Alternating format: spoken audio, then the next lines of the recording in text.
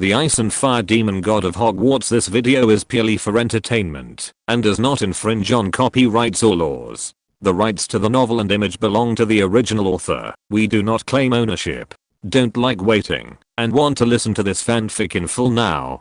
Subscribe to our Patreon, where you'll find the best fanfics. Chapter 601, How dare a lowly insect question its master? Exclamation mark.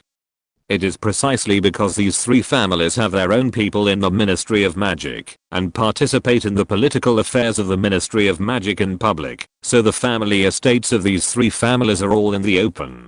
With the tragedy of Lestrange Manor in the past, even if the family estates of these three families have been cast with countless protective magic, in the eyes of Voldemort and these Death Eaters, the manors of these three families are no longer so safe. After all, Lin and Irina only need a coordinate to come here at any time, destroy the protective magic here, and kill all the Death Eaters who remain here. So Voldemort had to take the remaining Death Eaters and collectively move to the family manor, Avery Manor, which is located in the most remote place in the British wizarding world, and has a pitifully small area. Avery Castle Hall. Voldemort sat on the main seat. His body was covered with dense scars, and the largest scar was on his waist, as if a brush stained with red ink had drawn a circle on his waist. With the help of healing magic, the body that had been cut in half was recovering at a speed visible to the naked eye, and one could even see new flesh and blood wriggling in Voldemort's body. Under the black cloak,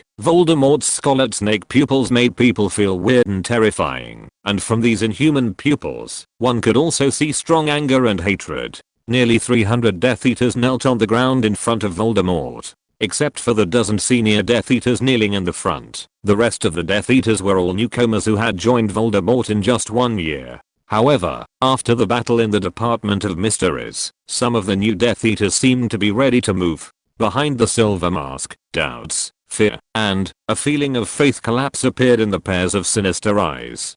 The fear was for Lin and Irina, who could defeat the Dark Lord, and the doubt was for the Dark Lord before them, the Dark Lord who was crowned with the title of Unbeatable, but was defeated by two underage newborn Magic Lord level wizards. The Dark Lord used to be so majestic and invincible, and his image never changed even after the news that he was killed by a baby who bounced back the killing curse. In the years after the Dark Lord's fall, they also believed that the Dark Lord was not really dead, and regarded it as a belief. Indeed, their expectations came true. The Dark Lord resurrected, and they got what they wanted, joined the Dark Lord's army, and became the Death Eaters feared by everyone. But now, the Dark Lord was defeated head-on by a 15-year-old girl in full view of the public. This was not some inexplicable rebound of the killing curse, nor was there any conspiracy or sneak attack.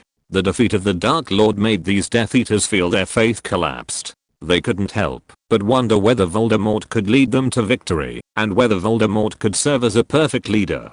After all, judging from Voldemort's current performance, he was like a madman who had lost his mind, and he had no style of strategizing and planning the British wizarding world more than a decade ago. One Horcrux after another was made, and pieces of soul fragments were cut out of the body, which made Voldemort, who was missing his soul, become more and more moody, and had no wisdom at all. Thinking of this, these dark wizards who had joined the Death Eater camp not long ago gradually had the idea of rebelling against the Death Eater camp, and finding a place to linger. Especially those guys whose arms had not yet been printed with the dark mark. On the main seat, Voldemort, who possessed the power of a Demon King level wizard, and was also a master of legilimency. How could he not see what these restless dark wizards were thinking? Exclamation mark.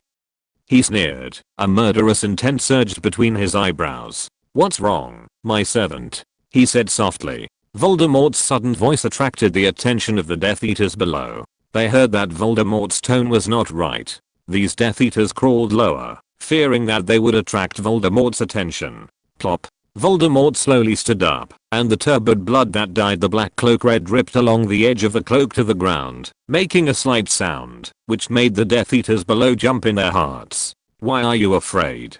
Voldemort said softly. He slowly walked towards the middle of these Death Eaters, and the wand like a bone came out from his cloak. What are you thinking about in your heart? Hearing Voldemort's words, those guys with guilty consciences trembled in their hearts, their foreheads almost touched the ground, and they didn't even dare to look at Voldemort with their peripheral vision. Voldemort's footsteps were light, but full of oppression. Soon, he stopped in front of a Death Eater. Feeling Voldemort's movement stop, the Death Eater trembled even more. Voldemort lowered his head slightly, his lips and teeth moved slightly, thinking, I, the Master, can't even beat those damn little wizards? Do you think I'm not worthy of being followed by you? Do you think I can't lead you to victory? As Voldemort's voice fell, not only the Death Eater in front of him, but nearly 50 Death Eaters in the hall couldn't help but tremble. Question. Voldemort's light tone suddenly became extremely cold, full of endless murderous intent. You dare to question the great Dark Lord? Voldemort said while pointing his wand to the sky. The next moment, the bloody dark mark flickered on the ceiling of the hall, and endless scarlet shone on the ground, reflecting the silver masks of these Death Eaters. I have gone the furthest on the road to immortality. The killing curse cannot kill me, and the years cannot deprive me of my life. I can be resurrected again and again. I have gone the furthest in the study of black magic. My killing curse can kill hundreds of people at the same time, and my killing curse can span thousands of miles. I have gone the furthest on the road to the Dark Lord. I have swept the darkness across the British wizarding world. Countless wizards are wailing because of me, and Dementors are subservient to me. You, these humble bugs, what right do you have to question your great master? Voldemort said in a high-pitched voice, and at the end, his scarlet eyes revealed endless murderous intent. In front of Voldemort, the Death Eater was trembling all over, and he was sweating profusely, hoping that he could escape. But at this moment, Voldemort's extremely light voice rang in his ears. What do you say, intending to betray my servant? The Death Eater's body trembled violently, and then he heard the voice that made him feel extremely desperate. Avada Kedavra. A green light lit up in Avery Castle, like a blooming flower of death. Chapter 602. Dark and evil creatures, to be used by the Dark Lord. This feast of killing and death did not end with the death of this Death Eater. On the contrary, the death of this Death Eater played the opening song of this feast. The silent wailing and the constantly flashing green light were like a solo at the banquet, elegant and deadly. The green light burst out from the first dead Death Eater, turning into a sky full of lightning chains, spreading in all directions. The green lightning bounced between these Death Eaters and finally penetrated into the bodies of the Death Eaters one by one. And these Death Eaters affected by the Avada lightning chain were all guys who were exposed to disloyalty under Voldemort's scrupulous clemency. The death of nearly 50 Death Eaters made the other Death Eaters even more hesitant. Just when those Death Eaters thought that they might also be buried here, Voldemort stopped killing, and his timely voice also made the remaining Death Eaters breathe a sigh of relief. Fortunately, there are still so many Death Eaters who are willing to believe in my power. Of course, there are some guys whose faith is a little shaken. I'm willing to give you a chance. As he spoke, Voldemort slowly walked to Avery, the original owner of Avery Castle. But punishment is inevitable, Voldemort said softly. Crucio. Dark red light burst out like lightning and shot at Avery. A look of pain appeared on Avery's face. His facial features twisted, and the intense pain was like a hammer smashing his bones inch by inch, making him unable to suppress a weak groan. This Cruciatus curse did not seem as simple as it looked. While torturing Avery, the dark red lightning turned into an endless dark red lightning net, spreading in all directions. This method, like Avada's lightning chain, covered nearly 1/3 of the Death Eaters in the hall with dark red lightning. Soon, endless wailing and begging for mercy sounded in the hall. The remaining Death Eaters stood up, after getting Voldemort's permission. They stared coldly at their comrades, who were rolling on the ground in pain, without any mercy. Through the transparent windows of Avery Castle, you can see that the dark red light flickered for nearly half an hour before gradually dimming. In Avery Castle, these Death Eaters who were tortured to death by the Cruciatus curse lay on the ground, sweating all over and panting wildly. If it were an ordinary wizard, he would probably go crazy after being tortured by Voldemort, the demon-level wizard, for nearly half an hour, and even his soul might be irreversibly damaged by this pain. Even these evil Death Eaters, under the torture of the Cruciatus curse, looked like they were about to die. At this time, Voldemort had returned to the original main seat and sat down. He looked at the Death Eaters who were either standing or lying on the ground in front of him and said lightly, "Death Eaters, your brains have no privacy in front of me. I don't want to see doubts about the great Dark Lord from your completely open brains next time." Hearing Voldemort's words, the Death Eaters who fell to the ground immediately turned over and crawled on the ground, groaning on the ground with their heads. "Don't dare." The voices of these Death Eaters rang out. Voldemort's expression finally eased a lot. He said lightly, "To deal with Dumbledore, Rowell and Lowell, we need more allies. The giants were exterminated by the damn Rowell. What other allies can we win over?" Rookwood immediately replied, "Master, we can also win over werewolves and vampires. Werewolves are ostracized in the magic world. The Ministry of Magic discriminates against them, and wizards are afraid of them. If we are willing to accept them, werewolves can become an important force for us. The same is true for vampires. They are even classified as dark creatures by some guys in the Ministry of Magic. They have very powerful power. If they can become the Master's allies, it will certainly be of great help to the Master's cause," Rookwood said respectfully. Hearing this, Voldemort nodded with satisfaction, and he looked at Rookwood with appreciation. After seeing Rookwood's broken wrist, Voldemort gently raised his wand and pointed at Rookwood's wrist. A band of light like melted silver floated up from the top of his wand. At first, the silver band had no shape and floated in the air like a sticky liquid. But soon, the silver band twisted in the air and turned into a glittering human hand, which was placed on Rookwood's left hand that was cut off. Many Death Eaters beside Rookwood looked at him with envy, especially those who participated in the Battle of Little Hangleton Village last year. They naturally remembered that after Bellatrix gave her arm to Voldemort and resurrected Voldemort, Voldemort gave Bellatrix a glittering arm. It was exactly the same as the silver hand on Rookwood's wrist at this time. "Very good, August," Voldemort said softly. "Then the task of winning over werewolves and vampires is handed over to you, August. Can I trust you?" Hearing Voldemort's words, Rookwood immediately trembled, and it was a trembling of excitement. He knelt on one knee with great excitement and said, "Of course, my master. I will bring the friendship of werewolves and vampires. They will become sharp blades in your hands and be used by you." Voldemort smiled and waved his hand, motioning Rookwood to stand up. Voldemort said, "In addition to werewolves and vampires, I think we have an excellent ally." Many Death Eaters looked over in confusion. Soon, some of these Death Eaters guessed the identity of the so-called ally. McNeil asked hesitantly, "Master, are you talking about Dementors?" Hearing McNeil's voice, many of the senior Death Eaters standing in the front trembled. They were all people who had been imprisoned in Azkaban for a long time, and they were also very clear about the horror of Dementors.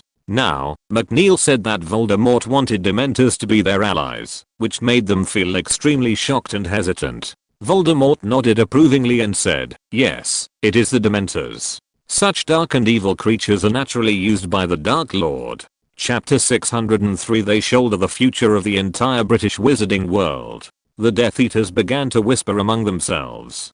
To them, it was simply a fantasy to subdue the Dementors. After all, the Ministry of Magic had worked hard for so many years, but it had only reached a cooperative relationship with the Dementors. The Ministry of Magic continuously transported enough prisoners to Azkaban prison to provide the Dementors with enough sources of happiness, while the Dementors were not allowed to leave the island of Azkaban at will. But now, Voldemort proposed to subdue the Dementors and use them for his own benefit, which made many Death Eaters who were tortured by Dementors feel incredible. After learning that Voldemort intended to bring the Dementors under his command, all the Death Eaters, except Rookwood who had been assigned to negotiate with werewolves and vampires, shrank their necks like quails. They were afraid of being noticed by Voldemort and then being sent to negotiate with the Dementors. However, Voldemort did not seem to intend to give this task to these Death Eaters, or rather, he did not think that these Death Eaters had the ability to make the Dementors submit. Voldemort said calmly, "1 week, it will take another week for my injury to heal. When I recover, I will go to Azkaban prison in person, lead you to occupy Azkaban Island, subdue the Dementors, and turn it into our base.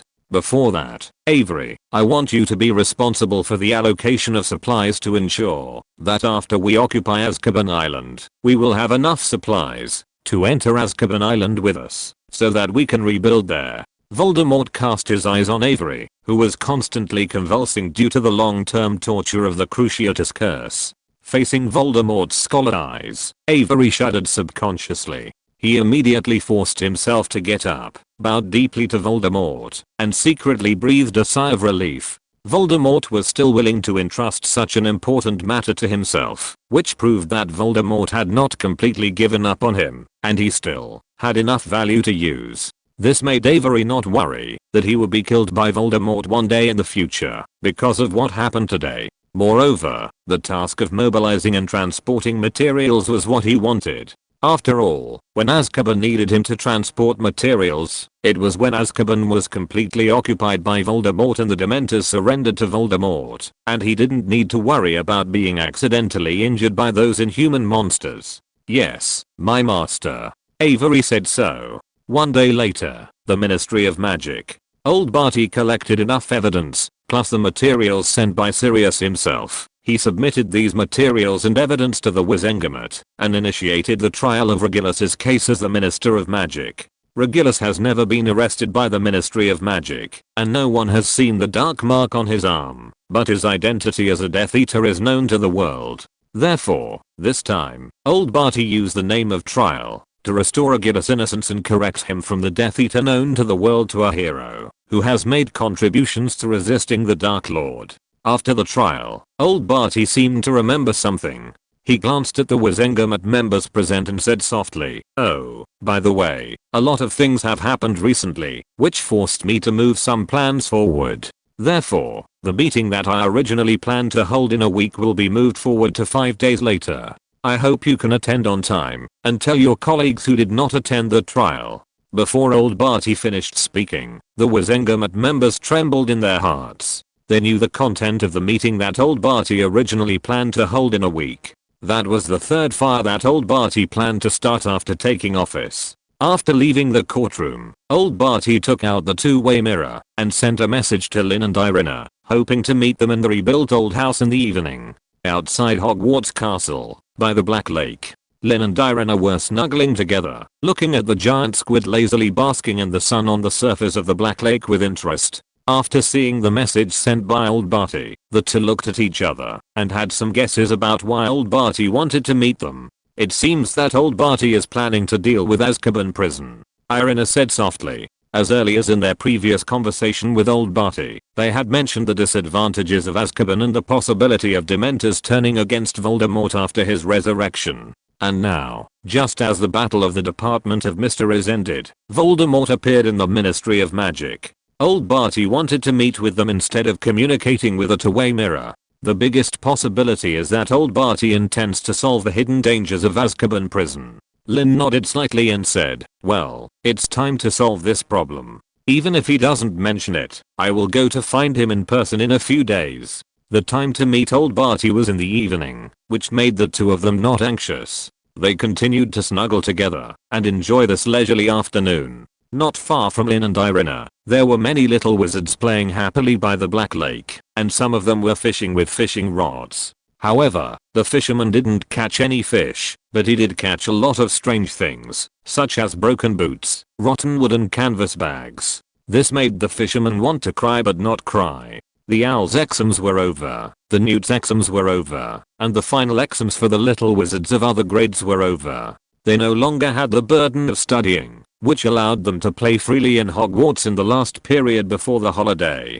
This was the happiest day of their year, except for holidays such as Christmas. By the Black Lake, Lin and Irina watched the giant squid in the lake. When they got tired of watching, they went to watch the little wizards playing. When they got tired of watching again, they leaned against each other silently and looked at the beautiful sunset. Unlike those carefree little wizards, they shouldered the future of the entire British wizarding world. "It's time." Lin En stood up and held out his hand to her. Irina stood up with the help of Lin En's arm. She held Lin En's arm with her left hand and took out a key to the portal with her right hand. A faint white light lit up on the shore of the Black Lake. No one noticed that two figures disappeared under the rosy sunset. At the door of the rebuilt old house, Old Barty, who had been waiting for a long time, saw Lin En and Irina appear in front of him with the white light. He said softly, "You are here." Chapter 604. Forbidden item. Banish the Dementors. We are here. Lin En nodded slightly.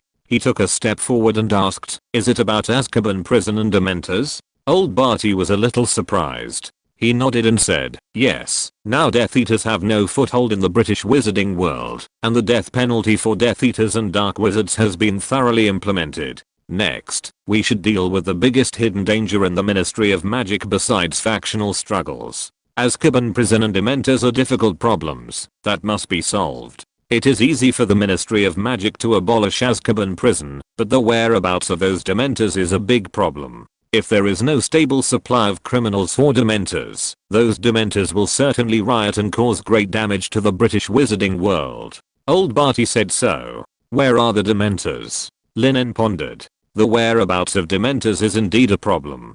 Dementors are creatures that cannot be killed. Even the Patronus charm that can restrain Dementors can only drive away Dementors, but cannot kill them.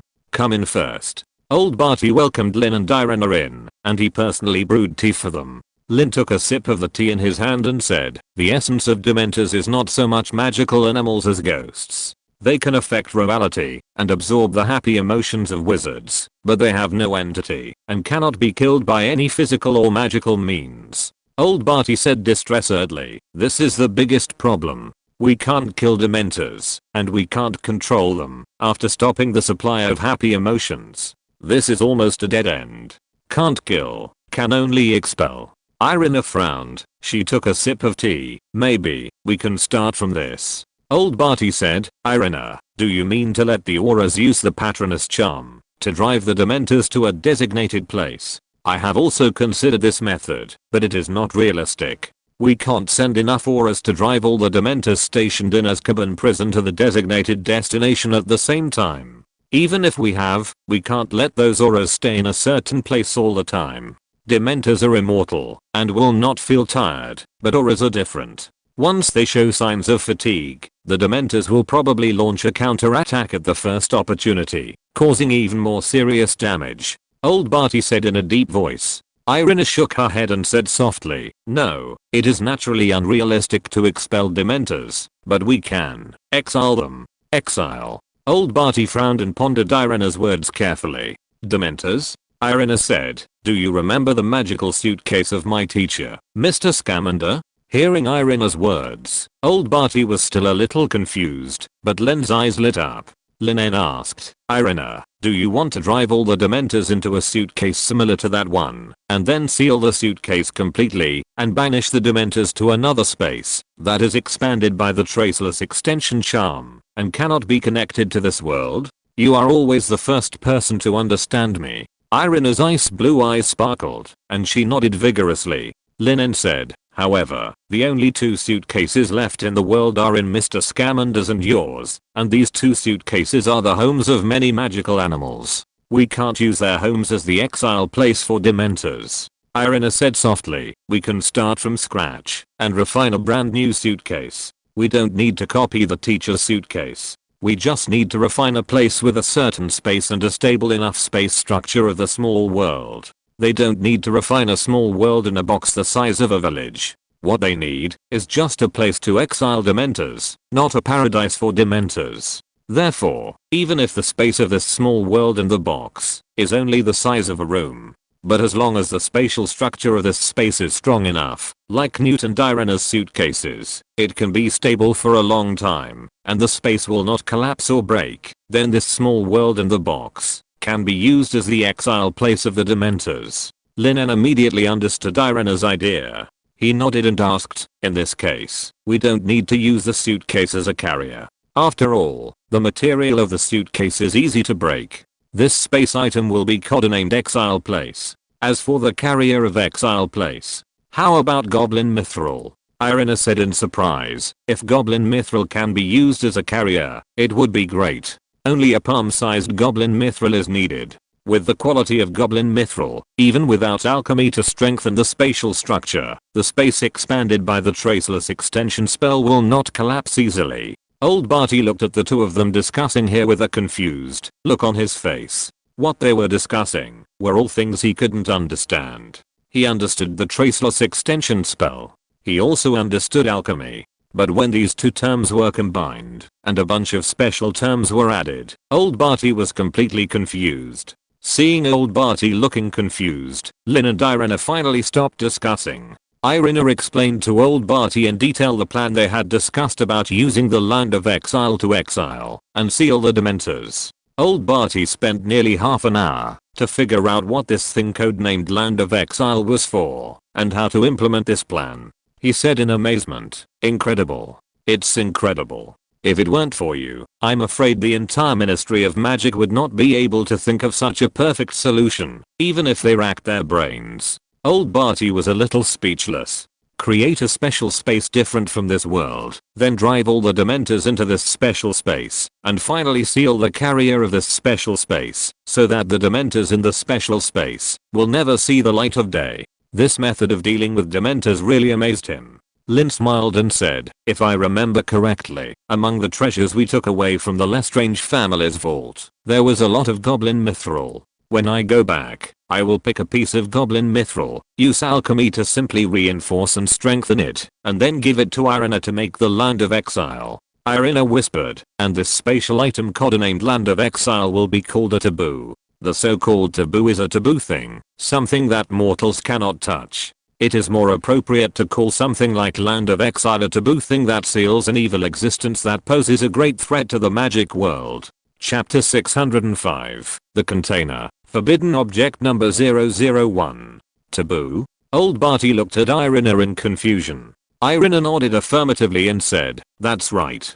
These items that ordinary wizards should not touch, and that pose great risks to the magical world, such as magic, alchemy, space, time, and other power transformed items, are called taboos. I heard that the Department of Mysteries is semi-independent from the Ministry of Magic, and even the successive Ministers of Magic cannot directly interfere with the Department of Mysteries. But if possible, old Barty, I think that among the unspoken, a part of them can be separated to specialize in the collection of taboos and seal them in the Department of Mysteries, so that ordinary wizards cannot touch them." Irina said so. Old Barty finally understood the concept of the so-called taboo. Old Barty said, "The forbidden objects are similar to the legendary Pandora's box, right? According to this method of judgment, the three Deathly Hallows, the Elder Wand, the Resurrection Stone and the Invisibility Cloak, should also be considered so-called forbidden objects, and the same is true for the Death Veil in the Hall of Death." Lin was a little surprised. He didn't expect Irina to choose to introduce the concept of forbidden objects, to divide the responsibilities of the Department of Mysteries for such forbidden objects. Lin agreed and said, "Indeed, old Barty, we need you to propose and introduce the concept of forbidden objects at the next Ministry of Magic meeting, and propose a motion to assign the responsibility of containing forbidden objects to the unspeakables. Forbidden objects should not be touched by wizards, including wizards in the British wizarding world and wizards in other countries, including Death Eaters and Voldemort, and the Ministry of Magic itself. Only the unspeakables who are responsible for containing forbidden objects are qualified to touch them." Lin said so. Before joining the Department of Mysteries, every unspeakable will forget all emotions, leaving only absolute rationality and the knowledge needed to deal with the work of unspeakables. In addition, the mind of each silent person is also stamped with a special magic unique to the Department of Mysteries, which is similar to the effect of thought stamp, so that each silent person can be completely loyal to the Department of Mysteries. But this does not mean that these silent persons can be completely trusted. There is a simple magic in the magic world that can control and make these silent persons do things they don't want to do. That is the Imperious Curse. Under the threat of the Imperious Curse, only silent persons with extremely high magic levels can be called completely trustworthy. In addition, there are some silent persons who are not real silent persons, but undercover agents who joined the Department of Mysteries with other purposes. When they joined the Department of Mysteries, they will not allow the Department of Mysteries to tamper with their memories. Instead, during this process, they cast the Oblivion Curse and the Imperious Curse on the silent person in charge of this link, cleverly avoiding this link, and making the other party mistakenly believe that they have experienced this link. August Rookwood, who once served in the Department of Mysteries as a silent person, is like this. This phenomenon should not have occurred in such a vital institution as the Department of Mysteries, but the Ministry of Magic was corrupt at the time, and the Unspeakables did not have enough strength to resist the invasion of the Death Eaters, which led to the infiltration of the Department of Mysteries by the Death Eaters. But now, old Barty has been appointed Minister of Magic, and he has set about purging the Ministry of Magic, including the Department of Mysteries, which was once riddled with infiltration. In the past few days, more than 10 Death Eaters have been caught and killed by old Barty. With the help of the alchemical creation specially made by Lin, the Death Eaters have nowhere to hide in the Ministry of Magic. Only those Ministry of Magic employees who are not Death Eaters themselves, but are bribed by Death Eaters can escape the purge of old Barty. As for the Department of Mysteries, it has been completely purged. After all, the real Unspeakables are emotionless and completely rational, which also means that they will not be bribed by anyone. And the fake Unspeakables who escape that link naturally cannot escape old Barty's eyes. Old Barty nodded first, then said with some embarrassment, "It is simple to introduce the concept of forbidden objects and put them under the control of the unspoken. But the problem is that the unspoken can take in forbidden objects, but they can't protect them. The magic level of the unspoken is generally between that of auras and elite auras. They are not even stronger than some students in the student organization you created, Lin. If the news of their taking in forbidden objects spreads, I'm afraid that there will be endless murders and robberies." Old Barty said solemnly. "You know, there are more than a handful of Demon King level wizards in the entire magic world, and there are 4 of them in this small British magic world. The magic level of those unspoken is comparable to that of Harry, so how can they protect forbidden objects?" Exclamation mark.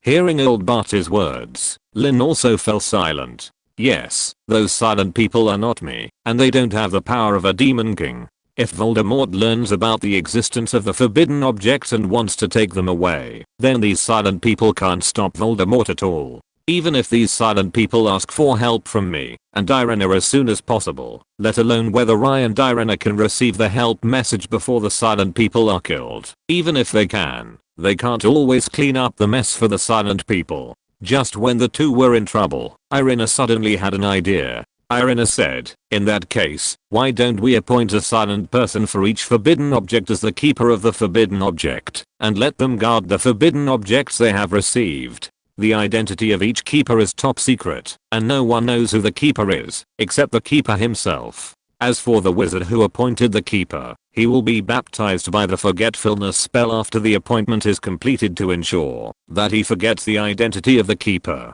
In this way, no one will ever know who has received those forbidden objects and where they are," Irina said with a smile. Old Barty looked at her in surprise and said, "Unexpected solution. Then, we only need to number each forbidden object and appoint their keeper. However, although the Land of Exile is the first forbidden object, it is not as powerful as the Deathly Hallows. Therefore, it seems inappropriate to use it as the forbidden object number 001. Old Barty said so. Hearing this, Lin En chuckled and took out a small red stone and placed it on the table. "This is the Philosopher's Stone.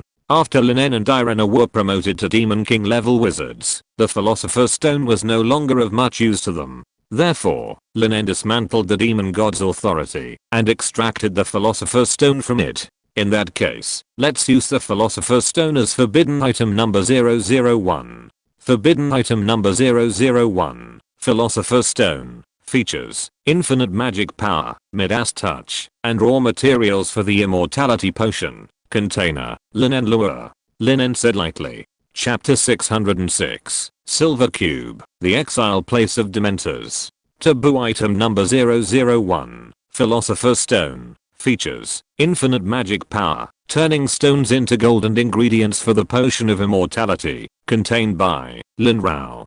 Taboo item number 002. Deathly Hallows, Elder Wand. Features: magic amplification, spell power enhancement, inability to harm the contained, dual change judgment, contained by Albus Dumbledore. Taboo item number 003. Deathly Hallows, Resurrection Stone. Features: reification of the dead, hallucination, induction of death, contained by Unknown. Taboo item number 004. Deathly Hallows, Invisibility Cloak. Features: strong invisibility, breath concealment, escape from death, doubtful, contained by Harry Potter. Taboo item number 005, Death Veil. Features: death, contained by undetermined. Taboo item number 006, Land of Exile. Features: the place where dementors are sealed, contained by undetermined. These are the 6 taboo items that Lin, Irina and old Barty decided after discussion. Of course, apart from the fact that Lin was the holder of the forbidden object number 001, the Philosopher's Stone, old Barty didn't know who the holder of the Elder Wand and the invisibility cloak was. I will bring up the concept of forbidden objects and holders at the meeting in 5 days. I will also propose the abolition of Azkaban prison and the exile of Dementors. By then, the staff of the Ministry of Magic will go to Hogwarts Castle and ask you to refine the forbidden object Land of Exile and exile Dementors. Old Barty said. Irina smiled and said, we will prepare the forbidden object Land of Exile in advance. After the staff of the Ministry of Magic arrive, they will go to Azkaban Island with them to exile Dementors. Lin said, after the Azkaban prison is abolished, I will sink Azkaban Island to prevent future troubles. Azkaban Island was an island established by an evil black wizard named Axtis in the 15th century. He killed countless muggle sailors on Azkaban Island, taking pleasure in torturing people and bringing endless despair. And it is this despair that, as nutrients, breeds them and made evil creatures, namely the Dementors. As long as Azkaban is still there, the despair that has accumulated for centuries will breed new Dementors, continue to cover this small island with haze, and even threaten the safety of the entire British wizarding world. Therefore, the only way to eliminate the trouble forever is to completely sink the island, destroy the nutrients that breed Dementors, and prevent Dementors from being born again. After leaving the old house, Lin En found the most suitable piece of goblin mithril from the Lestrange family's property. This piece of goblin mithril is about the size of a magic cube, and its texture is the most outstanding among the goblin mithril that Lin En can find. Using it to refine the forbidden object number 006 will definitely not bury it in the small world inside Irina's box. Lin En walked out of the room where the property of the other 4 vaults, except the Roll family vault, was piled up, holding the irregularly shaped goblin mithril in his hand. After the Gringotts robbery, Lin En brought the contents of the Roll family vault back to Roll Castle, and the contents of the other 4 vaults were all stored in Irina's small world in the box. Therefore, Irina can be said to be the richest little rich woman in the British wizarding world. As for why it is not the entire wizarding world, don't forget that in terms of wealth, no one can compare to Nicholas Flamel. Is this the goblin mithril? Irina looked at the metal in Lin En's hand curiously. Under the artificial sunlight of the small world, this goblin mithril exudes a strange luster. This goblin mithril is as beautiful as a gem, as if it is not an alchemical material, but a piece of pure natural art. Lin En smiled and nodded, saying, yes, before you make the Land of Exile, I plan to process it simply. As Lin En's voice fell, a purple flame suddenly ignited from Lin En's palm. The Ziwi heavenly fire carried an extremely high temperature. Even the extremely dense alchemical material, the fairy mithril, gradually became soft under the high temperature of the Ziwi heavenly fire. Under Lin En's control, the fairy mithril continued to twist, and finally turned into an exquisite cube. The purple flame licked the cube-shaped fairy mithril, leaving regular grooves on its surface. Soon, this silver cube, under the shaping of the Ziwi heavenly fire, turned into a magic cube.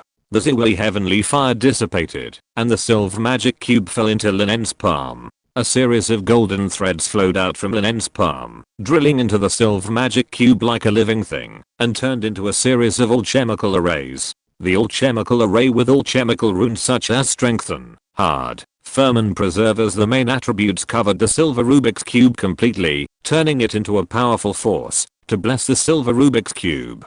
Done. Lin En handed the silver Rubik's cube in his hand to Irina. Next, it's up to you. Irina carefully took the silver Rubik's cube and gently tapped the silver Rubik's cube with her magic wand. The traceless casting spell was cast, and the powerful spatial force poured into the small silver Rubik's cube in an instant, expanding the invisible space inside the silver Rubik's cube. Under Irina's precise control, the spatial force transformed by the traceless extension spell no longer pursued the spatial expansion rate of the space inside the silver Rubik's Cube, but pursued the quality of spatial expansion. The huge spatial force was compressed to less than 1% of the original volume, which made the space expanded by this spatial force naturally have extremely high stability and not easy to collapse.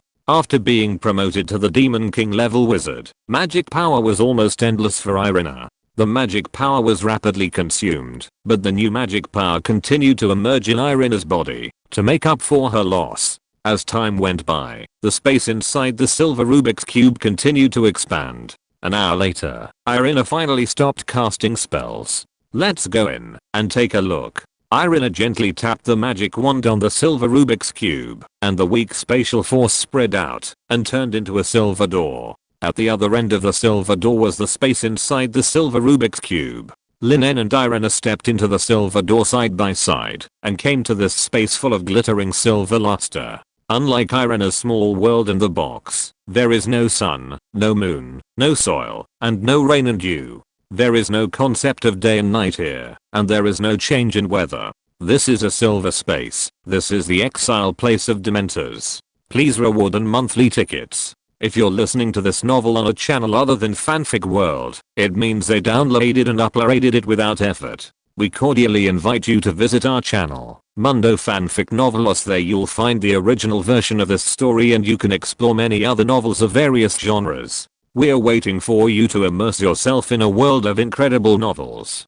Chapter 607, DA Army's Training, The Upcoming War. Chapter 607, DA Army Training, The Upcoming War. This silver space is about the size of 2 classrooms. It is not big, but it is not a problem to squeeze in hundreds of Dementors. This is a prototype of the Land of Exile, Irina said. Next, you need to strengthen the defense measures here to ensure that the Dementors cannot forcefully break through the outer wall here and reach the outside world. Lin En nodded slightly, and when he raised his hand, dozens of silent and wondrous defensive magic flew out and sank into the silver wall. Then, the golden silk threads bloomed again, constantly converging in the air to form golden alchemical arrays. Unlike the alchemical arrays used to reinforce this carrier before, the alchemical arrays now arranged here are all defensive alchemical arrays used to block physical, magical, and soul attacks.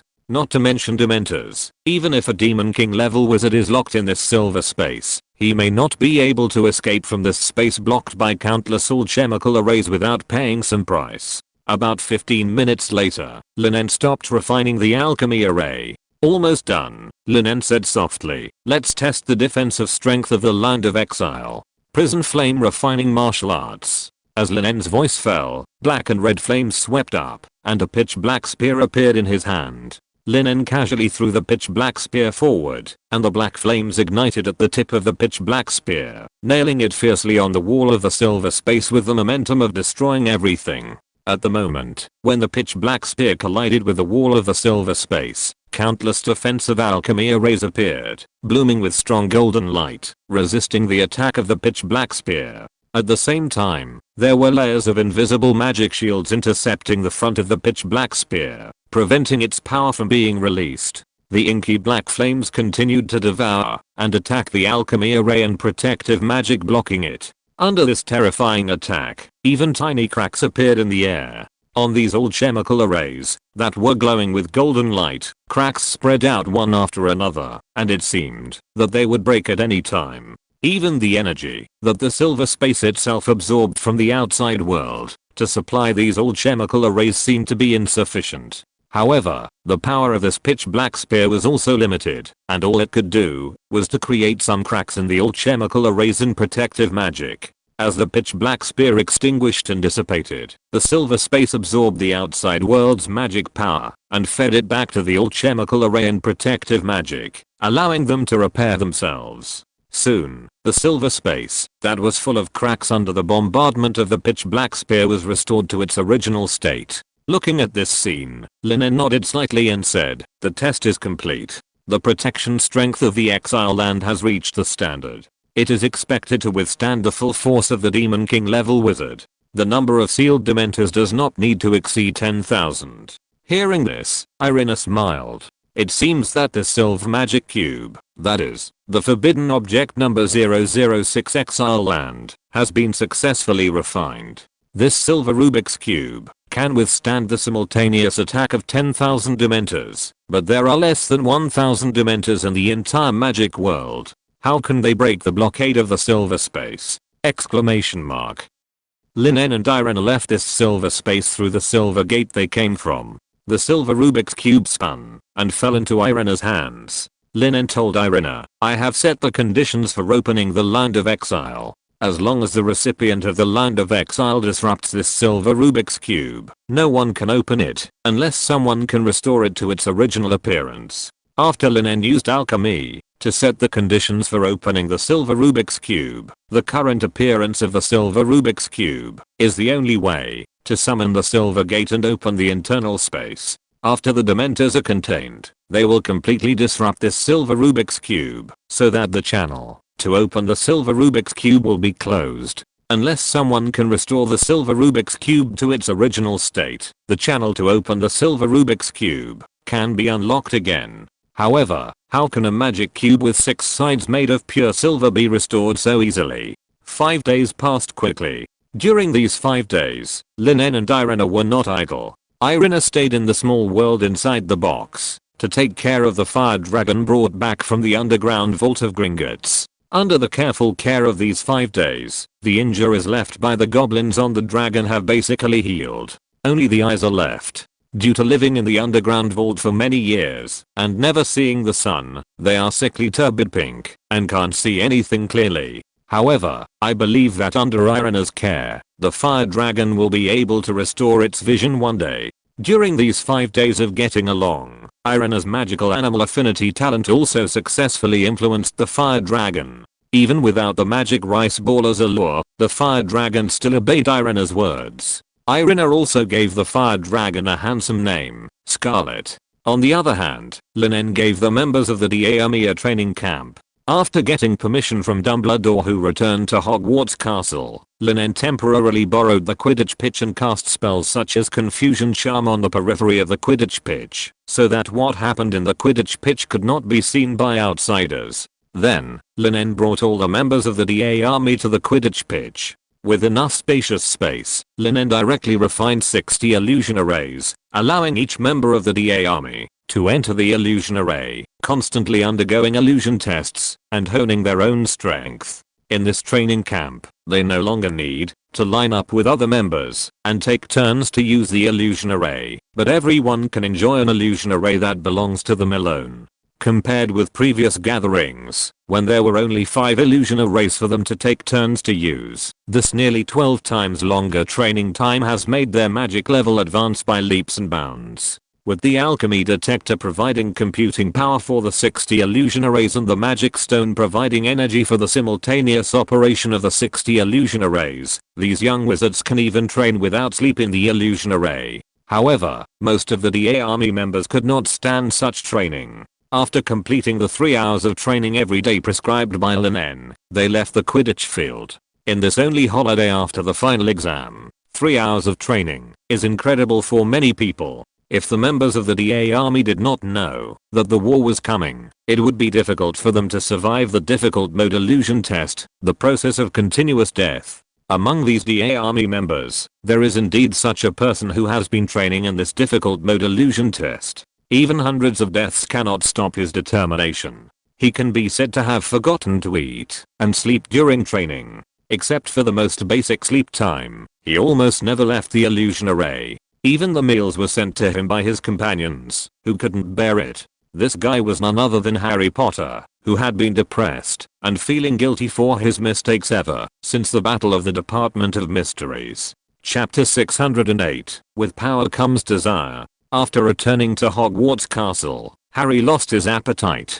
He thought that the Battle of the Department of Mysteries was caused by him, and that the injuries of his companions and teachers were also caused by him. It was not until Lin borrowed the Quidditch field from Dumbledore as a training base for the DA Army and refined 60 illusion arrays for them to train that Harry turned his guilt into motivation and almost risked his life to break through himself again and again in the difficult mode of illusion test. Harry's talent was not bad, and what he lacked was always his own efforts. During these 5 days of life-threatening training, Harry's magic level was also improving rapidly. Now, the power of the disarming spell he is best at has reached the level of a quasi-demon king. In addition to Harry, many people also chose to spend more time in the difficult mode of illusion test, such as Irving and Astoria from Slytherin College, Luna from Ravenclaw College, Andy and Elsa from Hufflepuff College, Neville, Hermione and Ginny from Gryffindor College, etc. They train for 10 hours every day in the difficult mode of the illusion test.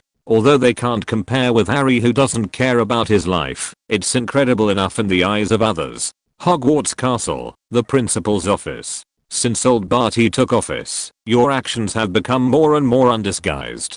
Dumbledore sipped a sip of black tea and sighed. Are you going to train the DA army into a real army? Lin nodded slightly and said, yes, the British wizarding world should also have its own defense force. Or is useful, but most of the duties they perform are similar to the police in the muggle world, not the army. Dumbledore was thoughtful. It seems that Lin intends to train the DA army into the future army of the British wizarding world, rather than just an army to resist Voldemort.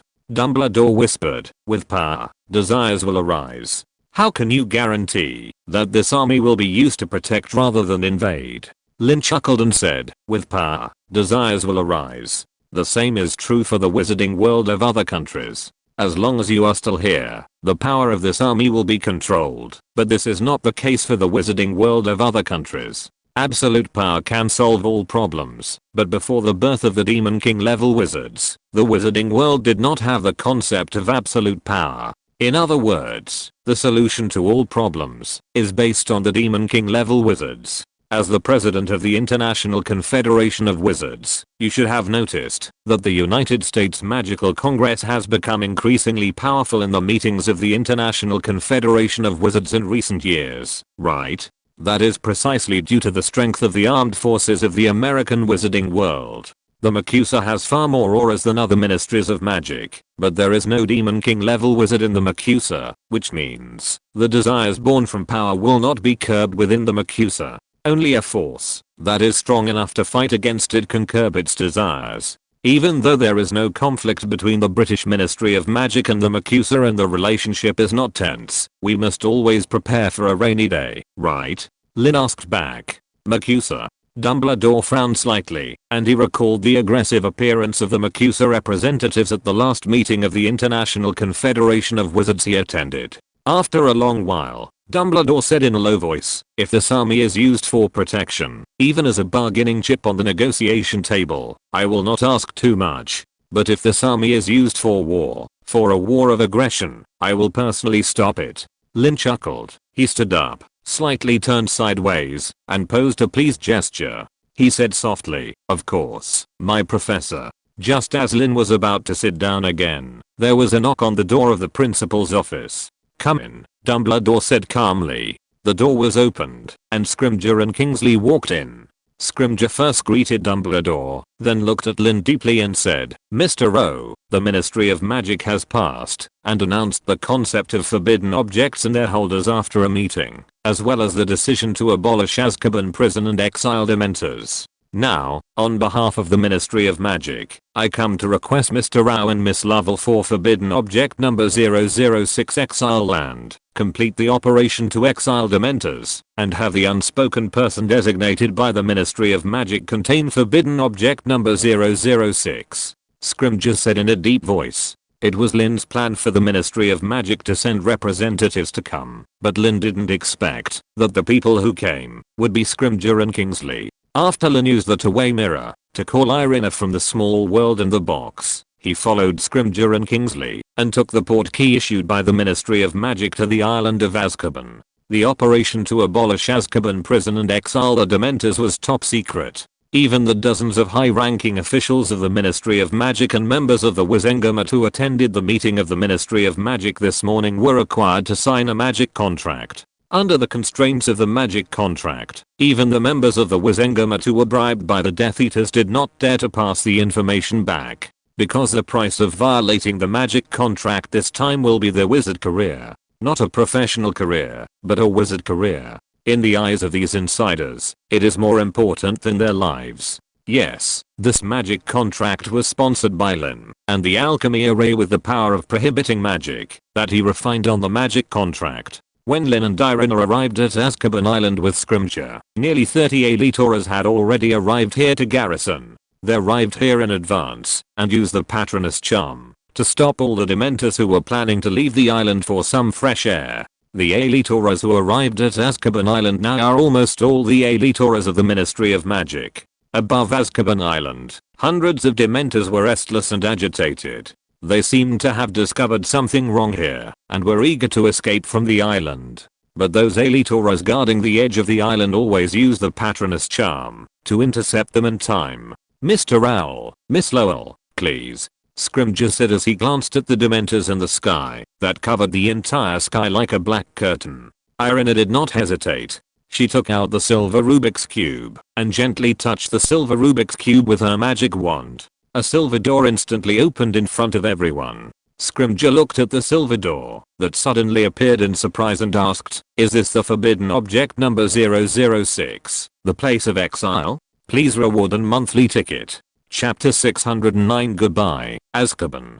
Irina smiled and said, "That's right. Next, I'll trouble you all to join us in using the Patronus charm to drive all the Dementors into this silver gate." As she spoke, Irina gently waved her wand, and a silver white light bloomed. A small and exquisite silver fox jumped out and ran happily around Irina's feet for a few steps. This is Irina's Patronus, the silver fox. Lin En also waved her wand, and the ferocious silver wolf jumped out under the silver white light and landed in front of Lin En. Irina's silver fox happily walked around the silver wolf for a few circles, then jumped high and landed on the silver wolf's head. It called softly, raised its left front paw, and pointed at the Dementors in the air. Then, the two patron users, a wolf and a fox, immediately took off into the air and flew towards the Dementors in the air. Scrimgeour no longer hesitated.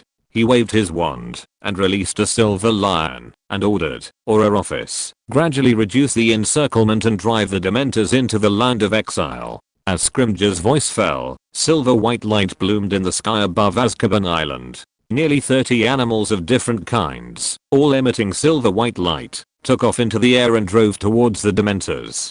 The Aurors who participated in this operation were all elite Aurors, and they all had the ability to summon physical patron users. The silver white light floating in the sky seemed to turn into a larger silver white gauze, which covered the black curtain that the Dementors had transformed into, covering all the Dementors and the entire Azkaban Island. As everyone worked together to cast spells, the silver white gauze continued to shrink, and the movable space of the hundreds of Dementors covered in it was also constantly compressed. The silver white gauze became smaller and smaller, and the silver white light that bloomed became more condensed and brighter as the magic power gathered.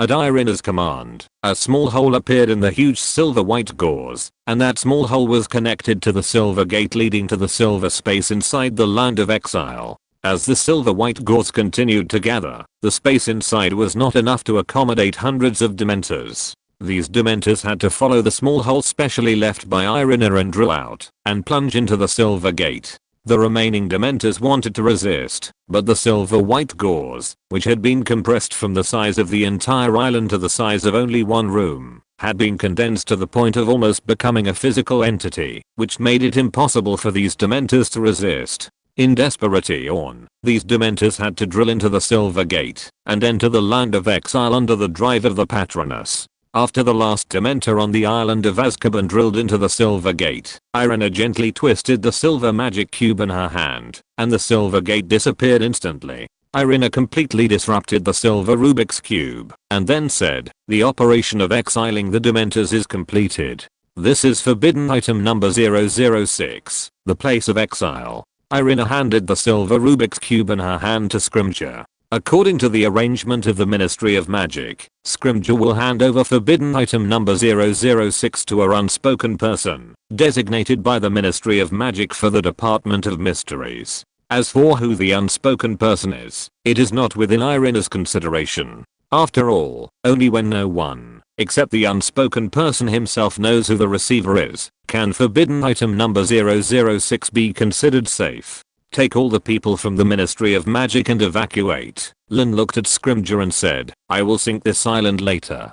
The plan to completely sink Azkaban Island, to eliminate future troubles, was also approved by the Ministry of Magic. Therefore, Scrimgeour did not say much, but immediately took all the auras, and left the island on the portkey. After many auras left, only Lin and Irina were left on this small island. Lin En looked up at the sky. After the Dementors that blocked out the sun were banished, the sky full of stars emitting little starlight came into his eyes. Now it was late, the stars were already shining on the earth, and his Ziwi skyfire could also exert its most powerful power under this bright starry sky. Irina, you go back first. I will destroy this island. The flames of the strongest and most yang can always restrain those dark things. Lin En turned his head and looked at the girl beside him. Although Irina's Ziwi cold star also has great lethality under the bright starry sky, it even cut Voldemort, who is also a Demon King level wizard, in half. But the strongest and most yang power contained in Ziwi skyfire can annihilate the despair that permeates this island,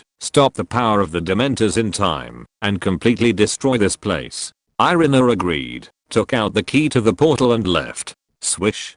Purple gold flames ignited from under Lin En, surrounding Lin En's body. The power of the Demon King pushed his body to float 100 meters in the air. He looked down at the gloomy and dilapidated island and the abandoned fortress standing on the island. That was Azkaban Prison. After the plan to abandon Azkaban Prison was approved, the Ministry of Magic sent people to transfer all the remaining criminals in Azkaban Prison to the temporary prison under the Ministry of Magic for temporary custody. Before the Ministry of Magic established a new wizard prison, those criminals would be imprisoned in the temporary prison under the Ministry of Magic.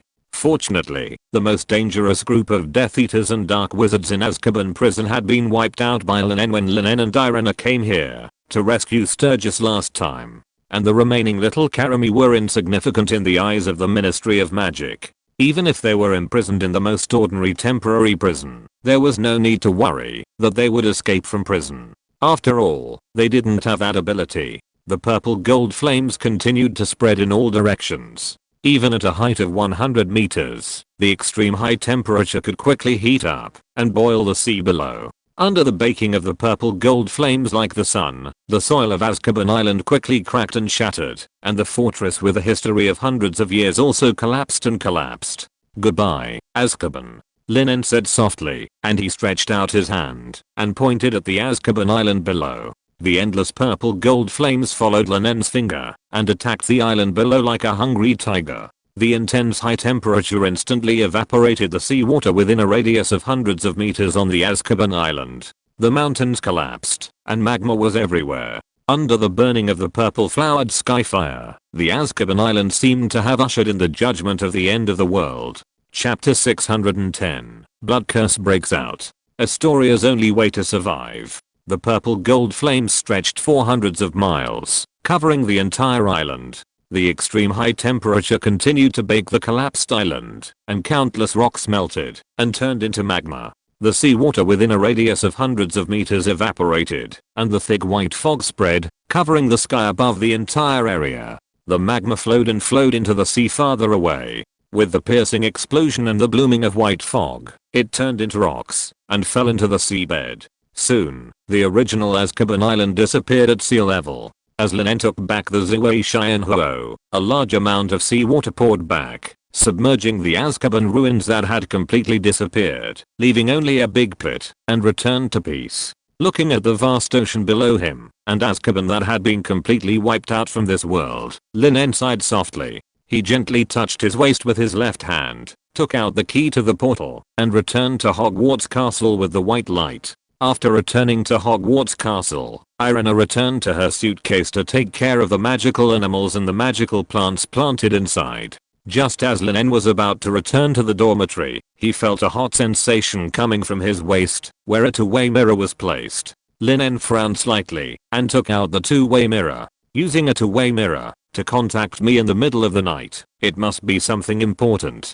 Lin En looked at the two-way mirror in his hand. It was a message sent by Irving. However, after seeing the words on the two-way mirror, Lin En's face changed, and a solemn look quietly appeared on his face. Astoria's blood curse broke out. Come quickly. Below this line of text, there was Irving's location, which was the Quidditch field. Lin En did not hesitate at all. He turned slightly on the spot and disappeared on the spot with the sound of an explosion. With the authority of space imparting temporarily granted to him by Dumbledore, Lin En could use apparition within the boundaries of Hogwarts School of Witchcraft and Wizardry without being blocked by the power of Hogwarts Castle itself. This made it much easier for Lin En to do many things. The next moment, Lin En had already appeared in the Quidditch field. 60 illusion arrays covered the lawn of the Quidditch field, but the few people who liked to stay up late to train had now left the illusion arrays and surrounded a little witch with worried expressions on their faces. Lin, here.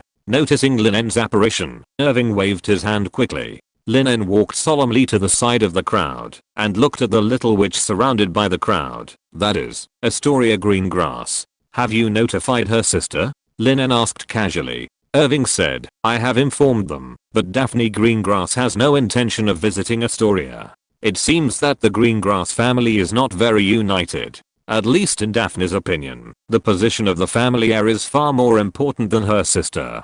Lin shook his head and did not intend to comment on the internal disputes of the Greengrass family. He looked at Astoria. Astoria's face was pale, and the magic power in her body was like a deflated balloon, constantly escaping from her body and dissipating into the air. Blood-colored lines quietly climbed up her skin, making her look weird and creepy. Lin gently placed his hand on her forehead and passed his own magic power to her, but it did not play a big role. Under the influence of the blood curse, the magic power he passed into Astoria's body was also constantly dissipating, and it would even be absorbed by the curse power of the blood curse, turning into part of the curse and helping the evil. Lin En frowned and said, the outbreak of Astoria's blood curse is probably because she used high intensity and high destructive spells in the Battle of the Department of Mysteries without any restraint, which led to the activation of the curse power in her body. Reality is not like illusion. In the illusion, her body is simulated, so she can use spells to fight at will. But in reality, every time she uses a spell, it is possible to speed up the outbreak of the blood curse, and it is obvious that the activation of the blood curse in her body has reached the critical value. Lin En said in a deep voice. Not far away, Harry's face was full of guilt. He said self-reproachfully, it's all my fault. If I hadn't brought everyone to the Department of Mysteries and fallen into the trap of Voldemort and the Death Eaters, she wouldn't have. Harry wanted to transfer the blood curse on Astoria to himself. If such a good little witch died young because of his fault, then Harry would probably have to live in guilt for the rest of his life. And that was definitely what he deserved. Perhaps in the eyes of others, Harry's desperate training every day was to atone for his mistakes that day. But Harry himself knew that he was just using training to numb himself and evade responsibility. No matter what remedial measures he took, the harm he caused to others could never be reversed. Lin continued, at Christmas, I tested the blood curse in her body. The blood curse was very weak at that time. Normally, she would not be in danger of death for at least 20 years. But now, the blood curse has erupted prematurely. Hearing Lin's words, Irving clenched his fists and lowered his head in self-blame. Although it was Harry who proposed to go to the Department of Mysteries, he could not blame anyone for it. After all, he also participated in the vote on this action and agreed to it. Now, he is also responsible for the outbreak of the blood curse on Astoria.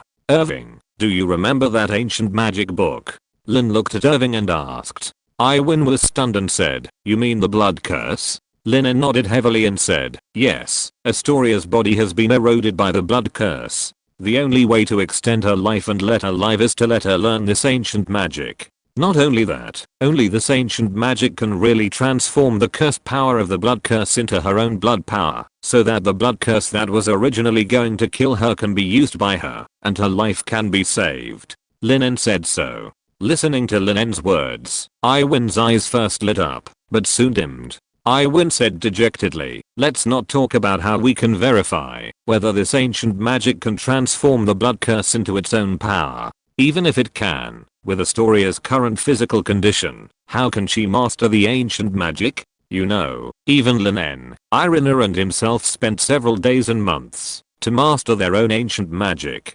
Judging from Astoria's current physical condition, it would be a miracle if she could survive another day. Chapter 611. I will stay here until she gets better. Lin En shook his head gently and said, this is not a problem. I win. I can pause her time and keep her body as it is for now, instead of deteriorating further. Similarly, my illusion array can also build a healthy body for her in the illusion, so that she can practice ancient magic in the illusion until she learns it. But the only problem is, can this ancient magic save her? And when she is learning ancient magic in the illusion, we must use human power to maintain her body, so that her body does not completely disintegrate. Lin En said so. Lin En's time-stopping array can pause Astoria's time, so that they can have enough time to verify whether the ancient magic of blood curse is useful, and the healthy body constructed in the illusion can allow Astoria to practice blood curse in the illusion until she masters it. But the time-stopping array solidifies not Astoria's body, but her time, which means that her mind and soul are also solidified with the effectiveness of the time-stopping array. Therefore, during the time when Astoria is practicing blood curse, he must ensure that Astoria's body in reality will not be destroyed by the blood curse. In other words, he must suppress the huge curse power before the blood curse kills Astoria. Lin En motioned everyone to step back, then waved the magic wand in his hand, conjuring up golden threads all over the sky, and constantly constructed a time-stopping formation. I win. Go to Professor Dumbledore to apply for a time converter. I need the sands of time and the time converter, which is the energy source for the time-stopping formation. Lin En said to Iwin solemnly. Although Lin En can refine the sands of time himself, it is too time-consuming and laborious for Lin En. It is better to get the sands of time directly from the time converter. There are hundreds or even thousands of sands of time in a time converter, which is much more cost-effective than Lin En's time-consuming and laborious refining of the sands of time. Regarding Astoria's life and death, Iwin did not dare to delay at all. After casting an acceleration spell on himself, he ran quickly towards the direction of Hogwarts Castle. Golden threads outlined all chemical arrays, and these all chemical arrays were combined together to form the time-stopping array. Thank you, Lin En. Astoria, who was kneeling in the center of the time-stopping array, looked pale. She forced a smile and said to Lin En, no matter how strong Astoria's heart was, she was only a third-grade witch at this point. How could she not be afraid of death? Exclamation mark.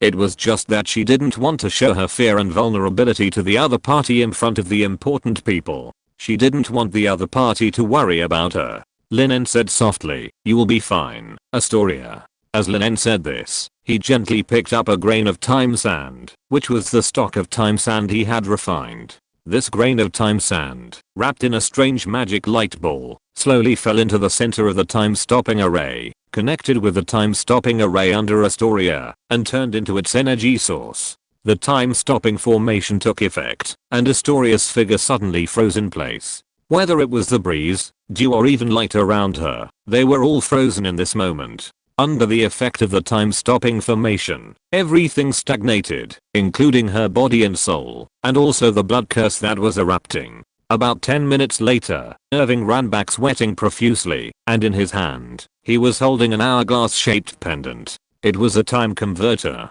Hogwarts School of Witchcraft and Wizardry has the right to apply to the Ministry of Magic for a time converter for students' schoolwork. 2 years ago, Hermione applied for a time converter and returned it to Professor McGonagall after the end of the school year. Now, the time converter that was returned to Professor McGonagall is still kept in the Hogwarts castle and has not been returned to the Ministry of Magic. Therefore, after learning that the blood curse on Astoria had erupted, and that Len's time-stopping formation needed the sands of time and the time converter, Dumbledore, who loved his students, gave the time converter to Irving without hesitation. Not only that, Dumbledore also planned to come here in person to check on his student, Astoria. However, without the Phoenix Forks, he was not as fast as the anxious Irving. He should have just reached the gate of Hogwarts Castle. Here, Lin. Irving put the time converter into Lin's hand and said so. Looking at the time converter in his hand, Lin nodded slightly and then said, well, with these time sands, it is enough for the time-stopping formation to support us until we verify the effect of the bleeding curse.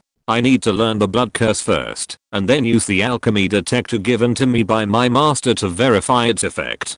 During this period, Irving, are you willing to stay here to guard Astoria and replenish the energy source for the time-stopping formation once more? Lin looked into Irving's eyes and asked. Irving immediately said, of course, I will stay here until she gets better. Lin nodded, and he taught Irving the secret method of controlling the time sands. Iwin tentatively summoned the strange magic light ball, and then attached the magic light ball to his palm. He picked up the sand of time handed to him by Lin En. After making sure that he was not affected by the sand of time, and that the time that fell on him was not fast forwarded or rewinded, he breathed a sigh of relief and showed a look of joy. Very good, Lin En said softly, then I'll leave it to you. When Lin En raised his hand, the shell of the time converter in his hand shattered, and hundreds or even thousands of glittering sands of time were suspended in the air under the wrapping of a huge strange magic light ball. When the time-stopping formation needs to be charged, Iwin only needs to use the secret method to pick up a grain of sand of time from the magic light ball and place it at the center of the time-stopping formation. After learning how to charge the time-stopping formation, Irving handed a badge to Lin and said, Lin, this is the badge of the Fly family. Take it to Fly Manor to find my father, and he will give you the ancient magic book. The blood curse that Irving gave to Lin on Christmas is a copy of the ancient magic book Blood Curse, not the book in the crystal cabinet. If Lin wants to learn this ancient magic in a short time and verify its effect, then he must get the real blood curse and use the special magical power in it to help himself understand and learn the ancient magic recorded on it. Please give me rewards and monthly tickets. Chapter 612. What is her relationship with Iwin? Lin took the badge, and his body spun gracefully on the spot, and then disappeared with the sound of an explosion. At the same time, Dumbledore arrived late, and walked into the Quidditch field. He came to the crowd with a heavy face, and looked at Astoria, who was kneeling in the time-stopping formation, and covered with blood-colored lines. The little witch looked very weak. Even though everything about her was solidified with the pause of time, the blood-colored lines that were waving their fangs and claws showed that her current situation was dangerous.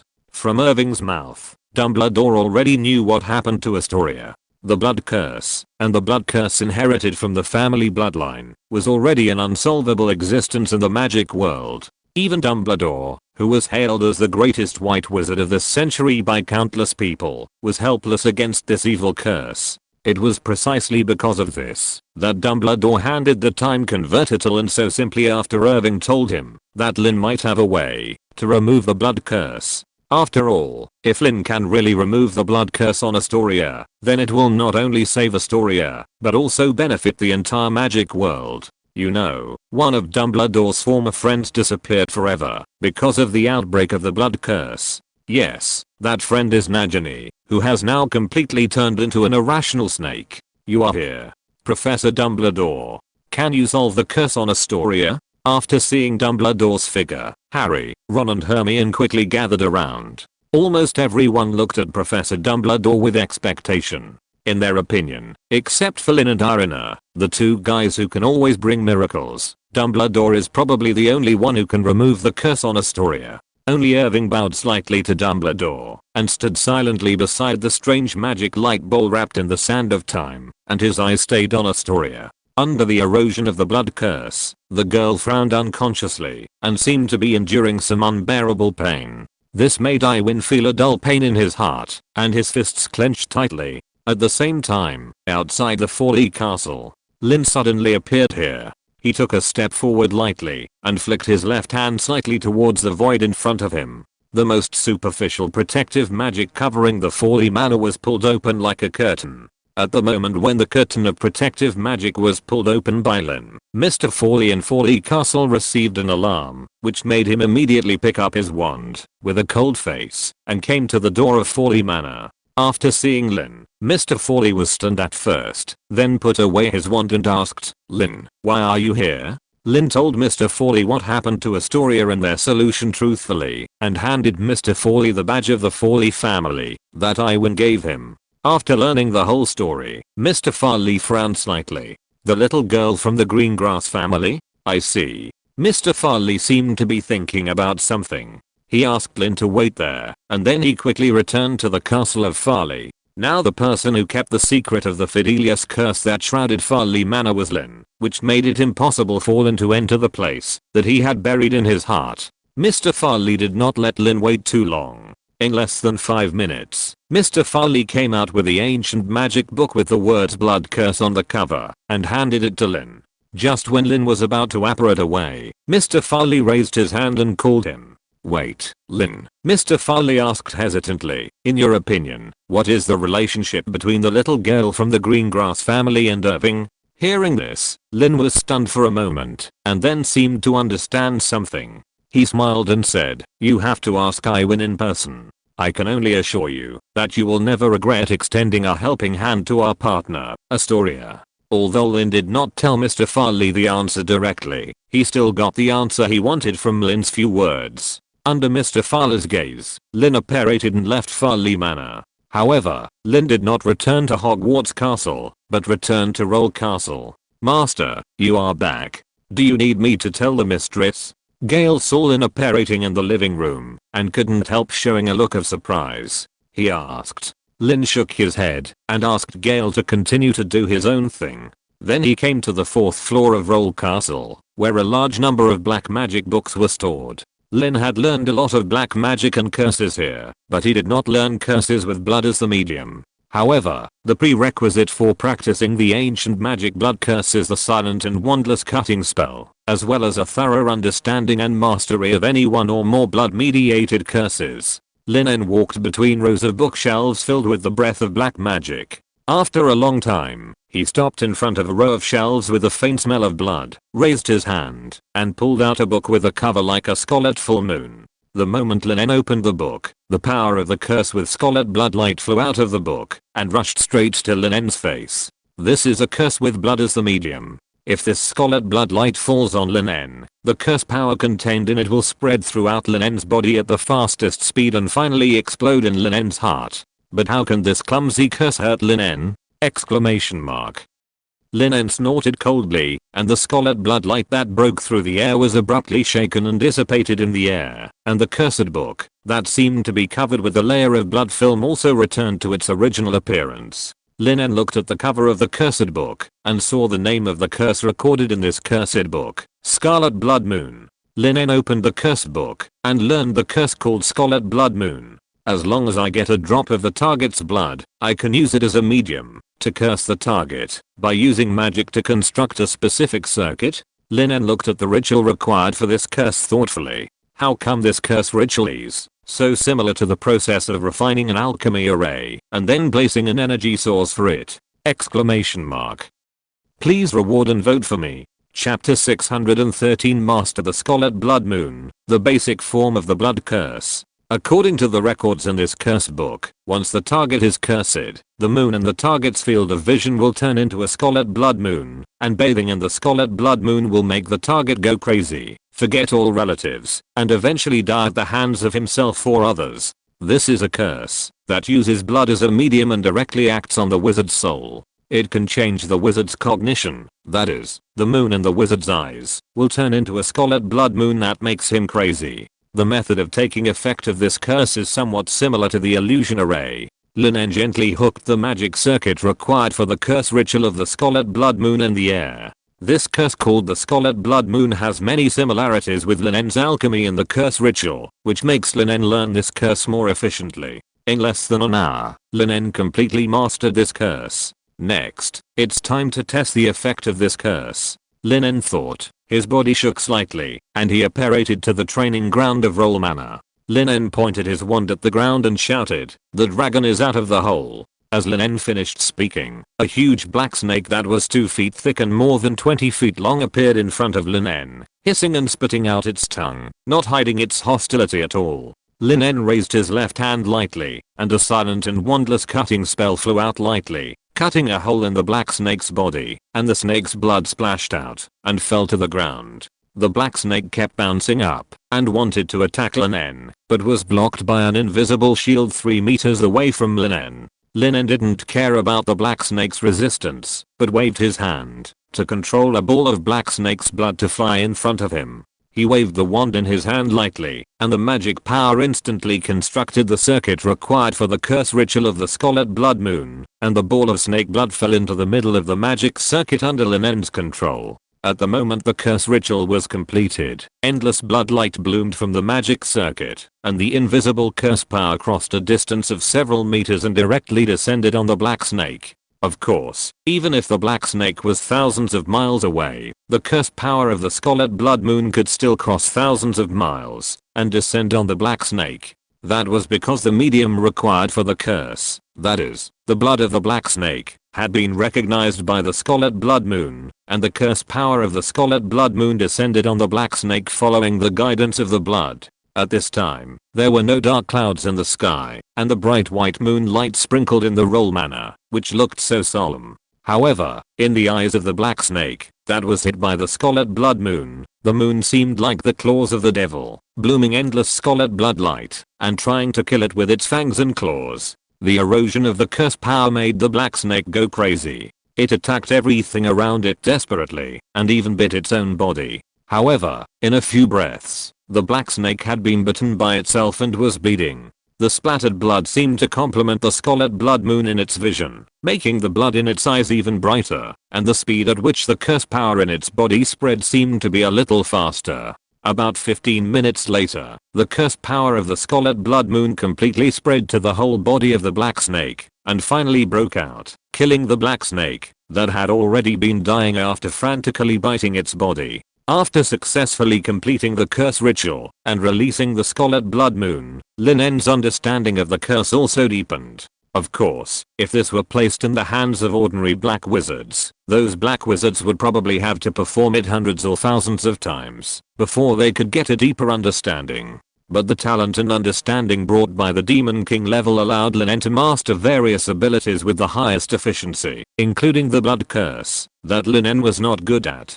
Sharpening the knife does not delay the chopping of wood. Lin En did not leave the training ground, but used the Wulan cave spell to repeatedly summon more than 100 black snakes, and then use the curse of the Scarlet Blood Moon to kill them before stopping practicing. It must be said that summoning spells such as the Wulan cave curse are very useful in many cases. At least those summoned guys can serve as test subjects for wizards to test new abilities.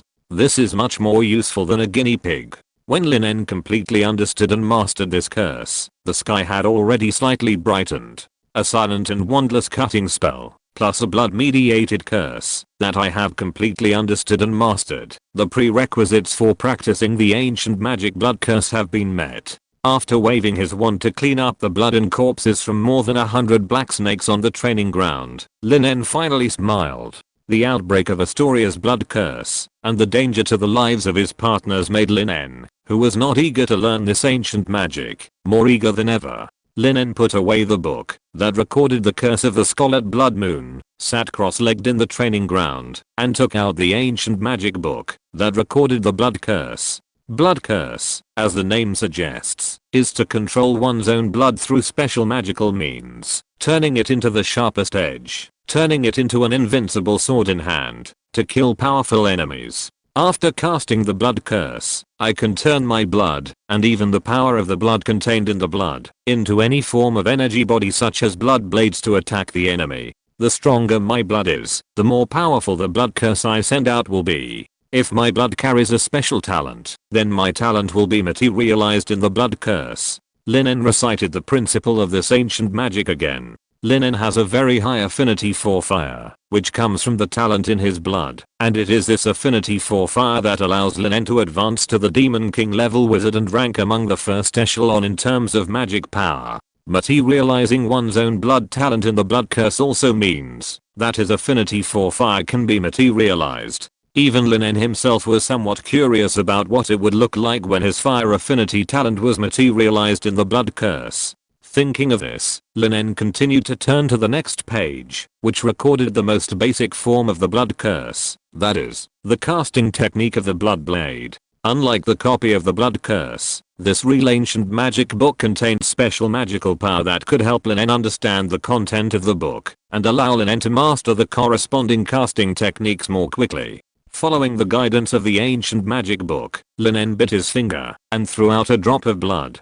The obscure syllables came out of Lin En's mouth, urging the blood bead that broke through the air to undergo incredible changes. In just a moment, the drop of blood turned into a sharp blood-colored edge. If you're listening to this novel on a channel other than Fanfic World, it means they downloaded and uploaded it without effort. We cordially invite you to visit our channel, Mundo Fanfic Novelos. There you'll find the original version of this story and you can explore many other novels of various genres. We're waiting for you to immerse yourself in a world of incredible novels. Chapter 614. Lin En wants to betray his master and ancestors? Exclamation mark. The blood-colored blade seemed to be transformed from Lin En's blood drops, but from the powerful momentum that continued to spread, it seemed to be pure magic, and there was a shadow of the cutting curse.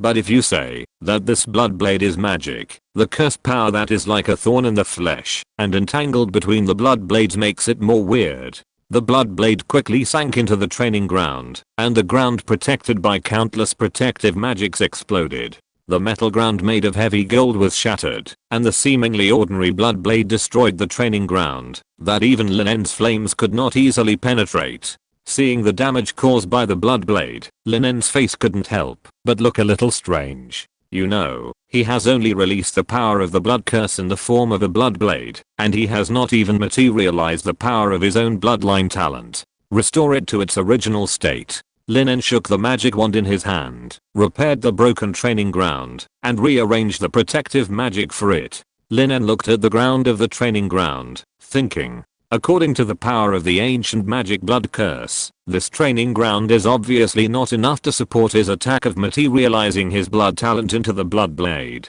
In Lin En's estimation, if such a blood blade is really released, then let alone this training ground, most of the role mana will be destroyed. The only one who can resist my blood curse is probably a fellow Demon King level wizard.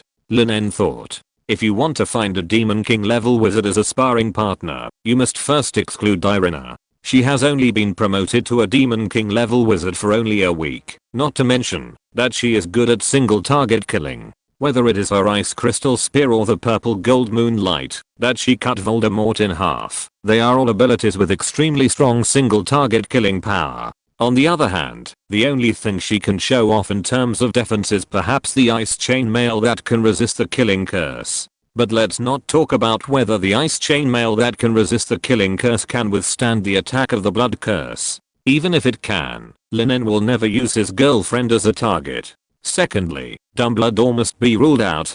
Dumbledore is indeed a veteran Demon King level wizard with powerful magic power. But his area of expertise is not defense, but control ability represented by the water prison curse. According to the single lethality currently shown by the blood curse, it is hard to say whether Dumbledore can block it. As for Voldemort, although Lin En can kill Voldemort without scruples, the premise is that he can find the other party. It is true that the soul attaching curse that Lin En cast on those Death Eaters in secret allows him to obtain the vision of those Death Eaters at any time. But Lin En can't let those miscellaneous visions occupy his main vision all the time and affect his daily life. He will only check the vision of those Death Eaters when he needs it. But now, those Death Eaters whose vision he stole with the soul curse were not around Voldemort at the moment, and it was suspected that they had received Voldemort's mission. He could even see Rookwood negotiating with a pale vampire. But those Death Eaters around Voldemort were guys who had never shown their faces, which made it impossible for Lin to find out where Voldemort was through them. Damn, none of the existing Demon King level wizards in the British magic world met the requirements, so where should he go to test his blood curse? Exclamation mark. In their imagination, Astoria could materialize the blood curse in her blood in the name of blood talent and turn it into her own power.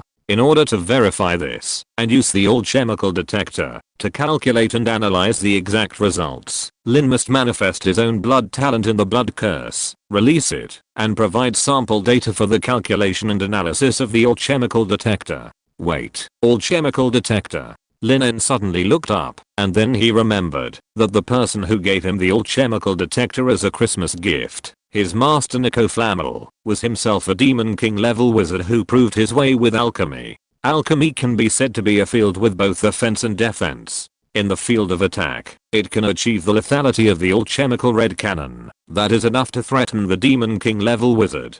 In the field of defense, it can also refine an all-chemical silver shield to resist the attack of the Demon King level wizard, as well as a formation that can stop time and even reverse time. If you want to find someone who can resist his blood curse among the existing Demon King level wizards, then, apart from Grindelwald, who has a powerful fiery curse and a signature self-created magic fire shield that is both offensive and defensive, but is now imprisoned in Ermengarde Castle, there is only his master Nico Flamel. Wouldn't this be considered as betraying one's master and ancestors? Never mind, this is about Astoria's life, so the master should be able to understand. Lin En scratched his head and finally made a decision and took out a cross-border portal key from his pocket. After learning the star divination and the method of using the power of the stars from Nico the last time he went to Flame Manor, Lin En got the coordinates of Flame Manor from Nico, as well as the authority to directly pass through the protective magic of Flame Manor. Therefore, after Lin En activated the cross-border portal key in his hand and silently recited the coordinates of Flame Manor in his heart, his figure appeared in a corner of Flame Manor in the blink of an eye. Master. Lin En walked to the outside of Nico's cabin, and after knocking gently on the door, he shouted respectfully. Seeing Lin appearing at the door, Nico couldn't help but be a little surprised. He asked, "Lin, why are you here? If I remember correctly, Hogwarts shouldn't be on holiday yet, right?" "Not on holiday yet." Lin touched his nose and said a little embarrassedly, "I came to see you because..." Lin told Nico about Astoria and that he needed enough data as a medium to let the alchemical detector deduce the blood curse. After learning the whole picture, Nico laughed and said, You are so bold. I gave you the alchemical detector, but you used your master as a target to get the data from the alchemical detector?" Lin's face was full of embarrassment, and after realizing that Nico's tone did not seem to be really angry, but a bit of ridicule, he finally felt relieved. "Come on, Lin En, I happen to have a place that can withstand the battles between Demon King level wizards. Come with me," Nico said after touching Lin En's forehead with his hand helplessly and amusedly. Chapter 615, The Devil's Barrier, thousands of alchemical arrays in an instant. Nico did not take Lin to the square training ground, but walked out of Nico's cabin and followed the path to a small hill. Lin recognized that this was the place where he tried to establish a connection with the starry sky during his summer vacation last year. This was also the highest hill nearby. Nico tapped the ground lightly with his wand, and the next moment, endless golden runes rose from the soil under Lin's feet, covering the entire space of 100 meters. Lin looked at everything around him in surprise.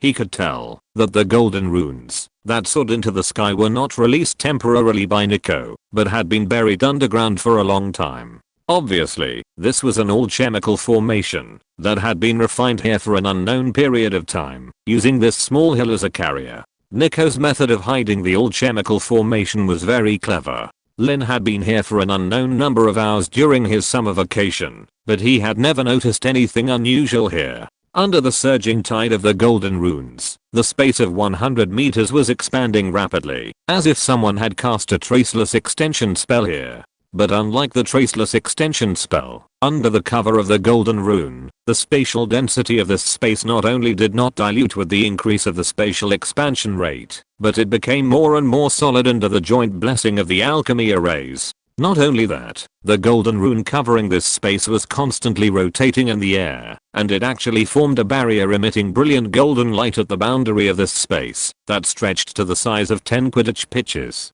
And the sky and soil here seemed to be covered with a layer of golden film, completely covering this place. This is... Lin En looked around in disbelief. He could sense that, even if he released the purple star sky fire with all his strength, it might not be able to break the golden film on the ground within a minute. Even the forbidden magic fire that restrained the alchemy array and the alchemy formation might not be able to suppress the barrier here immediately, but would be weakened by the barrier. Nico smiled and said, "This is the alchemy formation I researched 160 years ago. I would like to call it the Demon King Barrier. As the name suggests, it is a barrier that can imprison a Demon King level wizard for a certain period of time. In this Demon King barrier, you can choose to fight with other Demon King level wizards within the barrier in a fair or unfair duel, or you can leave the barrier directly and let the barrier's own power resist the breakout of other Demon King level wizards. Of course, my original intention of studying the alchemy formation Demon King barrier is to provide a safe place for the battles between Demon King level wizards, so that the remaining power of the Demon King level wizards will not harm innocent people. Nico said so. Lin En nodded thoughtfully. In other words, if this Demon King level barrier is used to provide a fair environment for the battles between Demon King level wizards, then this alchemy formation can maintain the operation of the Demon King barrier for a long time. After all, the residual power of the battle between the Demon King level wizards is fatal to ordinary wizards, but it is nothing to the defense of the Demon King level barrier. However, if the Demon King barrier is used to imprison the Demon King level wizard, then the full power of the Demon King level wizard will act on the defense of this barrier, and this barrier may not even last for 5 minutes, and will be shattered.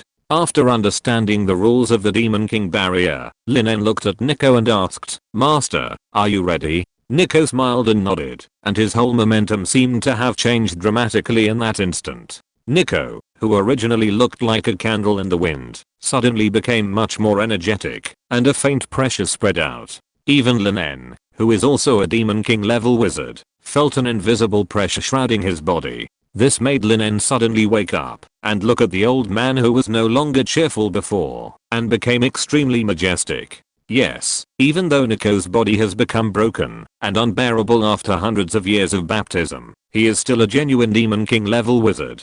And a Demon King level wizard who has lived for hundreds of years. Nico gently waved his wand, and thousands of alchemical arrays were refined in an instant, turning into entities in front of him. Since this competition was to test the specific power of Lin En's blood curse and provide sample data for the deduction of the alchemical detector, rather than to defeat or kill Lin En. Therefore, Nico did not refine those control or attack alchemical arrays, but all defensive alchemical arrays. But even so, these thousands of alchemical arrays refined in an instant still gave Lin En a great sense of oppression.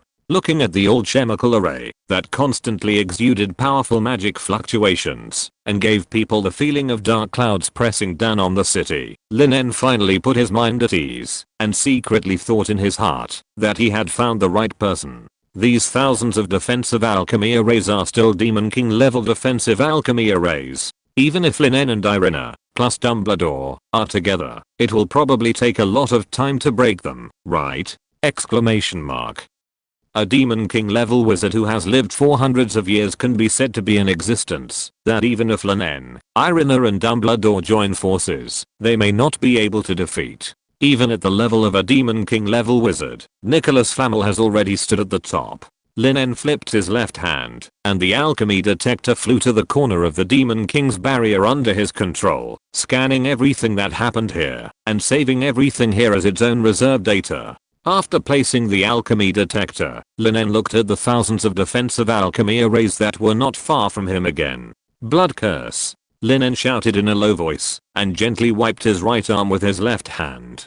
A line of blood flew out from his right arm, turning into a blood blade that cut through everything and flew straight to the thousands of alchemy arrays. On the other side, Nico watched this scene quietly. He was not worried about how powerful Lin En's attack would be and whether it would be powerful enough to break his defense line. He refined these thousands of alchemy arrays, not for the so-called human wave tactics, nor for the purpose of using quantity to defeat quality. In fact, among these thousands of defensive alchemy arrays, each one can withstand a casual attack from a Demon King level wizard. In other words, theoretically speaking, these thousands of alchemy arrays can block thousands of attacks from a Demon King level wizard. At this time, the blood blade lingering with the power of the Scarlet Curse had a faint flame burning in the blood. Chapter 616. Never cross God's domain. At first, it was just a faint flame. If you didn't look carefully, you might not be able to find the flame hidden in the blood blade.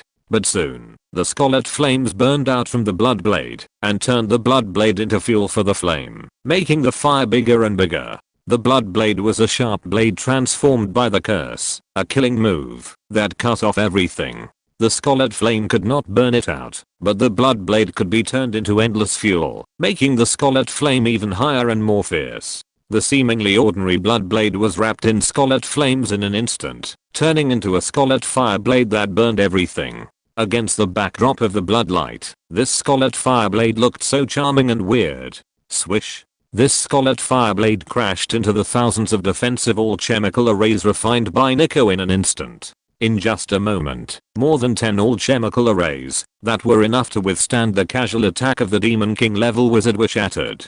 These 10 all-chemical arrays were not able to stop the Scarlet Fireblade for even a breath. From this point of view alone, the power of this Scarlet Fireblade is probably no weaker than the purple gold moonlight that Irina used to cut Voldemort in half that day. The 10 all-chemical arrays that blocked the front were shattered, but the shock wave that erupted before the shattering also successfully weakened the power of the Scarlet Fireblade. The speed at which the Scarlet Fireblade cut off and burned the all-chemical array in front seemed to have slowed down a lot, just like prey hitting a spider web. Even if the prey can break a few silk threads in a desperate struggle, it can't break free from the spider web. Under the interception of the all-chemical arrays, the flames of the Scarlet Fireblade became increasingly weak, and the power of the blood curse that provided fuel for it seemed to gradually disappear under the continuous consumption of the all-chemical array. Finally, after the Scarlet Fireblade cut through more than 100 all-chemical arrays, it was shattered in the air by an all-chemical array with a counter-injury effect.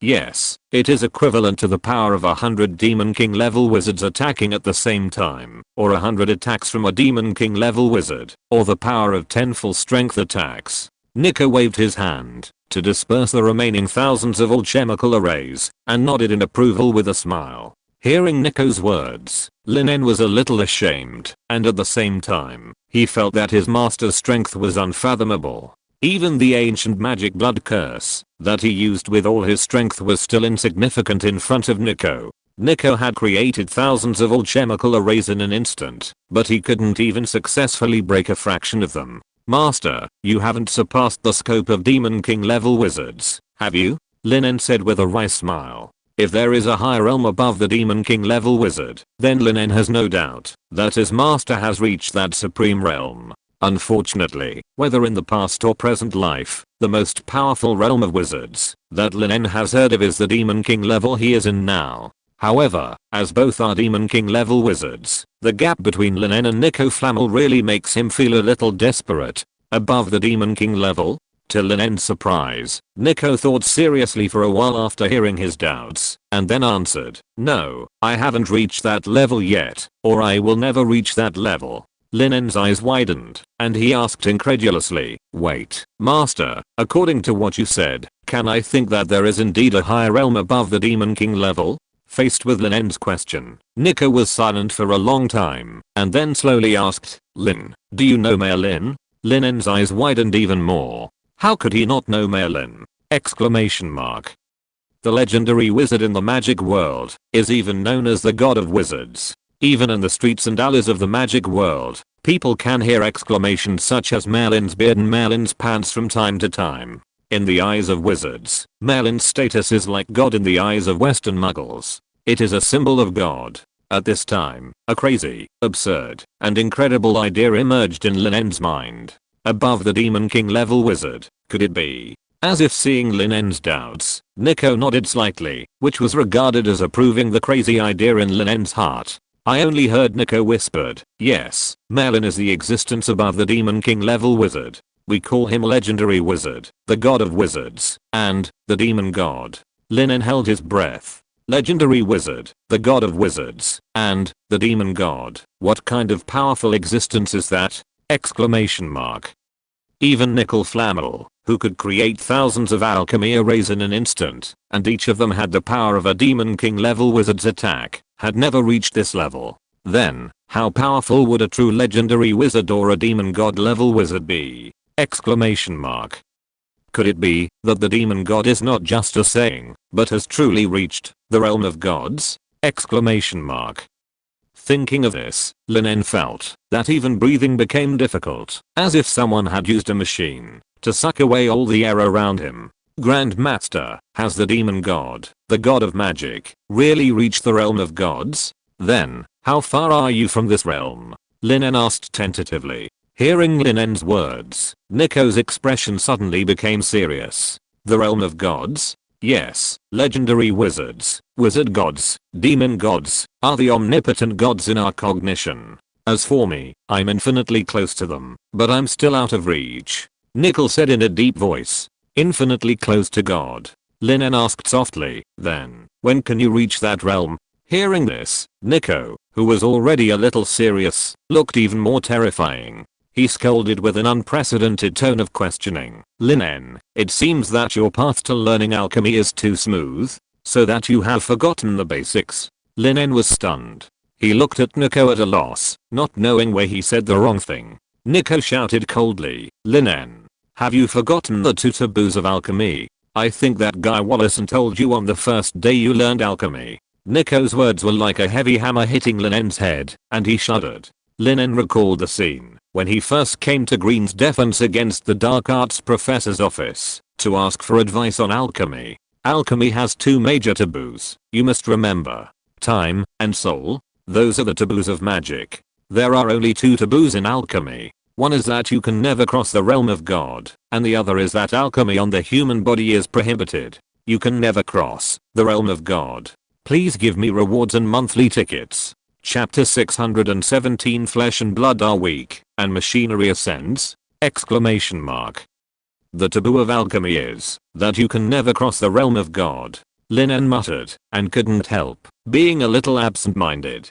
That day, Lin En learned from Green that the taboo of alchemy is that you can never cross the realm of God, and that human alchemy is prohibited, but he only knew the fact, but not the reason. The taboo of magic is time and soul, because magic related to time and soul will cause irreparable damage to wizards and great harm to the entire magic world. Unlike the relatively stable time converter, those wizards who use time magic were lost in the long river of time and disappeared forever from people's sight. This is why there is no open time magic in the magic world. Even if there is, it is unverified and unsafe magic. As for soul magic, you can refer to the Horcrux and the 3 unforgivable curses, all of which are harmful to others and themselves. The Horcrux takes killing as a condition, and cuts the wizard's own soul, making the wizard's soul no longer complete, which is an irreparable trauma. The 3 unforgivable spells are all black magic that hurts the soul. The damage they cause at the soul level is irreversible, and they also have extremely serious backlash on the caster.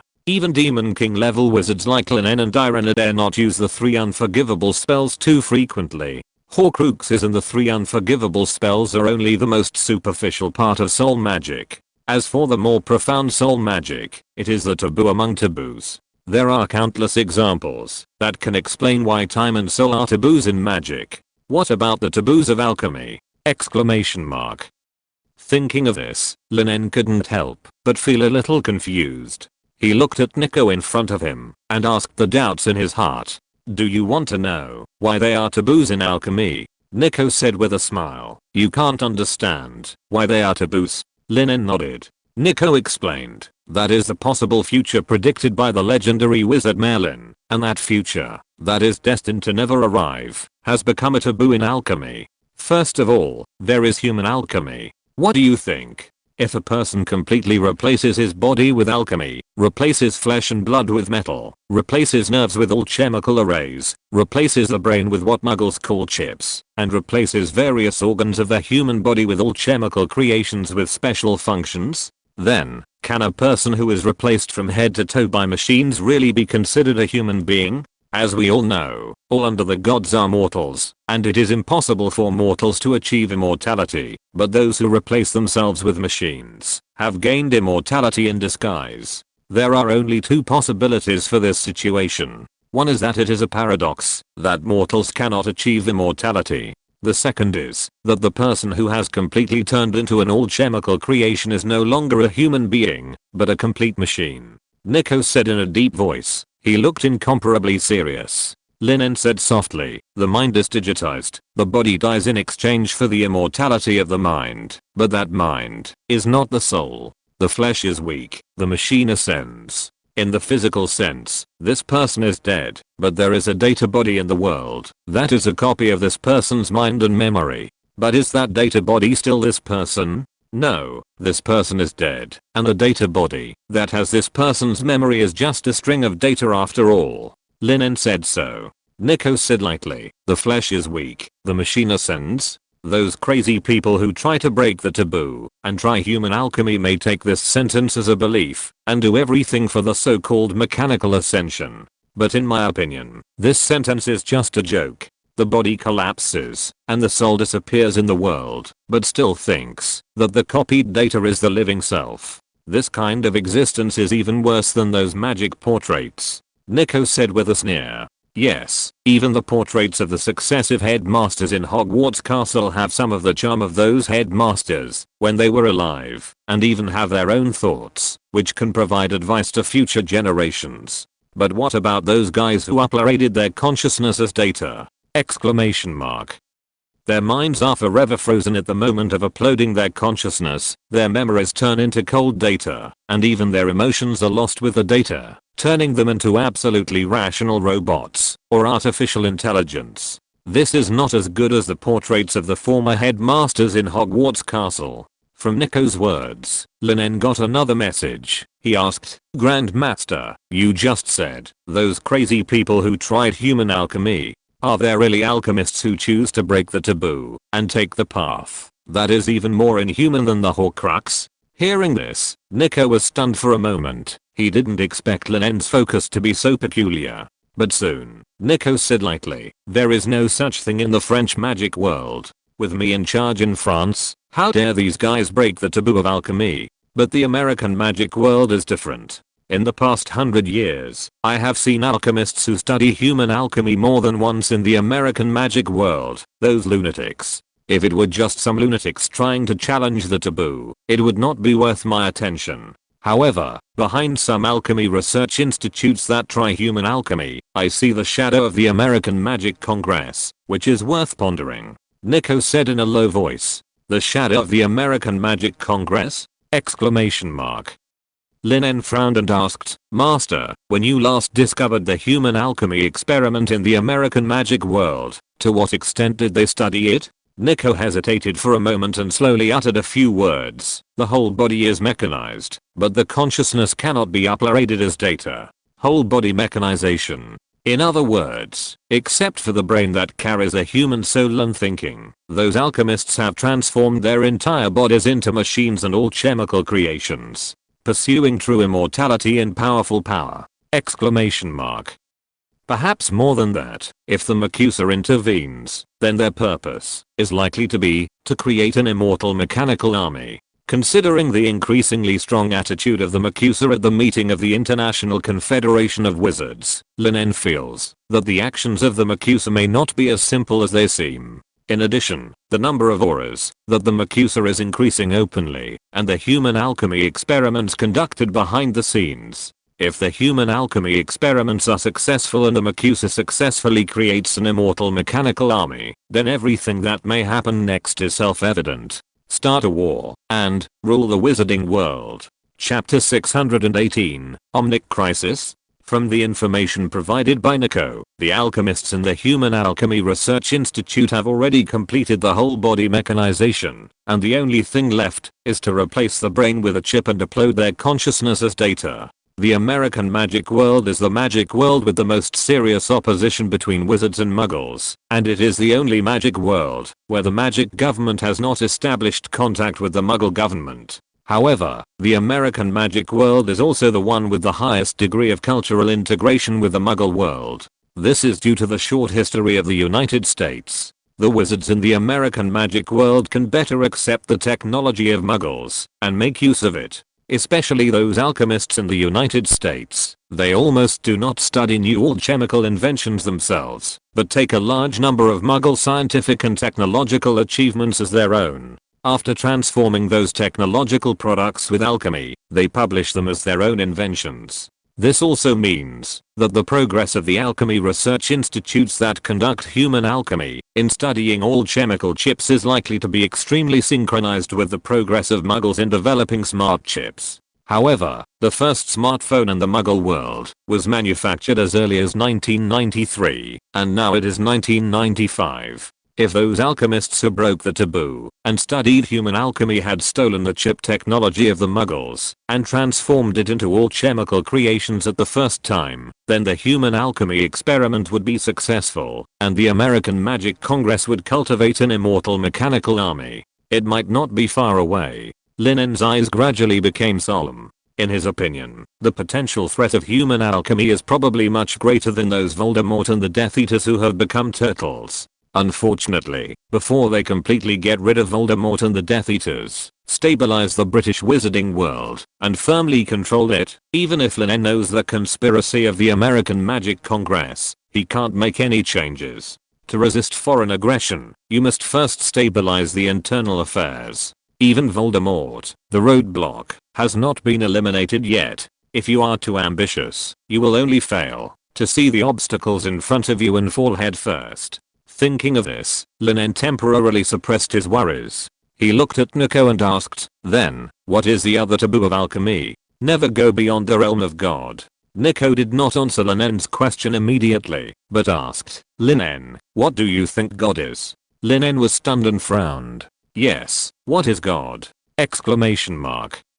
Overturning mountains and seas, destroying the world with a flip of the hand? Exclamation mark. Or, with clairvoyance and super hearing, he can know everything in the world without leaving home? Exclamation mark. Or, like the god believed by Western muggles, he is omnipotent and shines holy light on the world? Exclamation mark.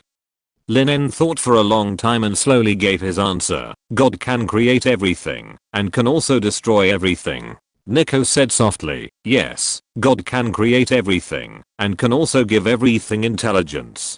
So, if alchemy is enough to ascend to God, then what kind of alchemical creations created by the gods who master alchemy should be like? Nico's words were like a heavy hammer, shaking Lin En's heart. Lin En murmured in a low voice, God gives intelligence to the things he created. Then, alchemical creations with intelligence, that would be real artificial intelligence. Alchemical creations with intelligence, that is not inferior to humans, if they want to destroy humans. Omnicrisis? Lin En suddenly raised his head, and looked at Nico in disbelief. Omnicrisis? Nico chuckled. This statement is appropriate.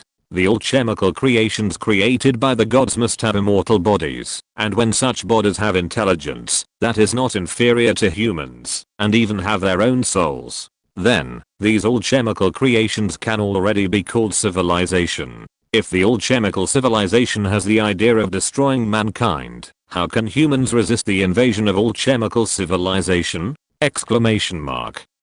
So, Nico said softly, the gods of the alchemical road do not conform to the rule of mutual generation and mutual restraint of all things, which also means that alchemy cannot give birth to gods. Never cross the realm of God. Does it mean that alchemists who prove their truth with alchemy will never reach the realm of legendary wizards, that is, gods, in their lifetime? Exclamation mark.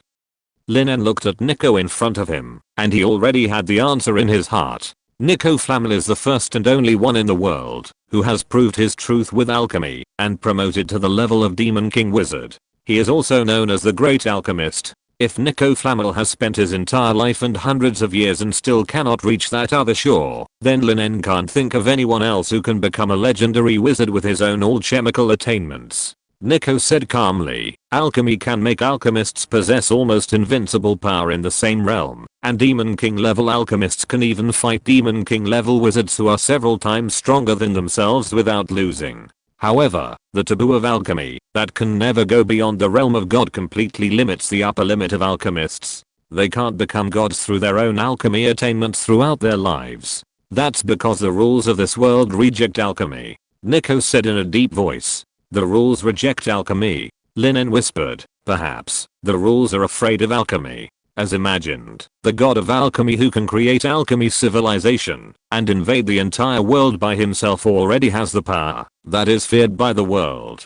It is precisely because of this that the rules will reject alchemy and completely block the path of alchemists to become gods. Nico's tone became calm, and he said, yes, that's why I feel so relieved after learning that you chose to use fire magic to prove your truth and advance to the path of Demon King level wizard instead of alchemy. Perhaps, you who have advanced to the Demon King level wizard with the attainments of fire magic are not as powerful as you who have advanced to the Demon King level wizard with the attainments of alchemy, but you who have advanced to the Demon King level wizard with the attainments of fire magic undoubtedly have a higher ceiling. Nico looked directly into Len's dark red eyes and said, so, a higher ceiling? A legendary wizard? Exclamation mark. Lin's expression was complicated. If he had chosen alchemy instead of fire magic at that time, he would probably be like his master, forever trapped in the realm of Demon King level wizard, and never be able to transcend the ordinary. But now, he has advanced to the Demon King level wizard with the attainments of fire magic. Even though he is extremely far away from the realm of the legendary wizard, it is not impossible for him to reach that realm in his lifetime.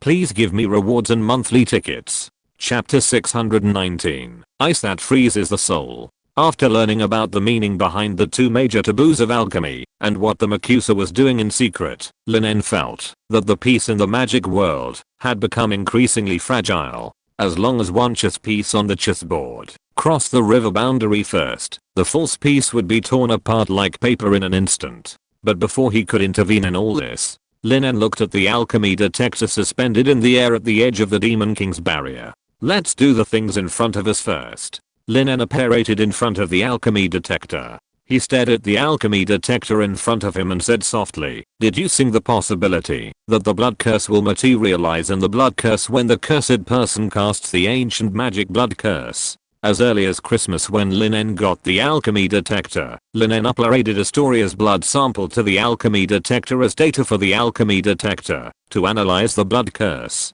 And now, the data of the ancient magic blood curse is also presented to the alchemy detector as completely as possible during the battle between Lin En and Nico. Soon, a screen was projected in front of Lin En. Unlike the previous method of presenting data in words, this time, an animation was presented on the screen. It was a scene of a wizard simulated by an alchemical detector, casting a blood curse. Under the deduction of the alchemical detector, the wizard was hit by the blood curse, and when the wizard waved his wand and cast the ancient magic blood curse, the original picture was split into two. The picture on the left side of the screen was the blood curse on the wizard in the form of blood talent, which was materialized in the released blood blade, and the blood curse on the wizard also erupted, and the blood-colored lines crawled all over the wizard's body. However, the blood-colored lines that crawled all over the wizard's body, as if they had life, no longer hurt the wizard's body. Instead, under the control of the secret method of the blood curse, they turned into controllable power for the wizard to use. The picture on the right side of the screen shows the blood curse completely erupting under the intensification of the ancient magic blood curse, killing the wizard. In addition, there are a series of numbers hanging above the two pictures, which are the probabilities of the two situations under the deduction of the alchemy detector. The probability of the picture on the left side of the screen is 85%, while the probability of the picture on the right side of the screen is 15%. It seems that the wizard in the picture has a high probability of turning the blood curse in his body into his own blood talent and using it for himself with the help of the ancient magic blood curse, but Lin En's brows are still tightly furrowed. As long as there is a 15% possibility of failure, then Lin En can't use it on Astoria Ashley. After all, Astoria has always been their comrade in arms and partner, not some cold data, and her fate should not be determined by a string of cold data.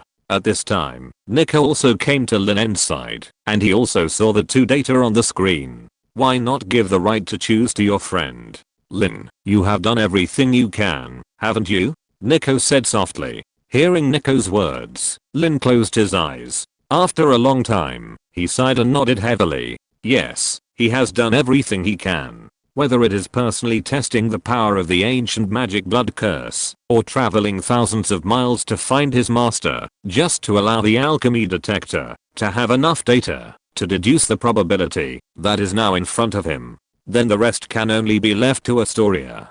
Thinking of this, Lin bowed slightly to Nico and thanked him. After the Demon King's barrier was lifted, Lin took the cross-border arbitrary door key and returned to Hogwarts Castle. Lin came to the Quidditch field without stopping and saw the people who were still guarding outside the time-stopping formation. Learning the curse of the Scarlet Blood Moon and the ancient magic blood curse had already taken Lin a day, and finding Nico to test the blood curse and let the alchemy detector deduce the data took most of the day. Nearly 2 days had passed, and everyone looked much more haggard.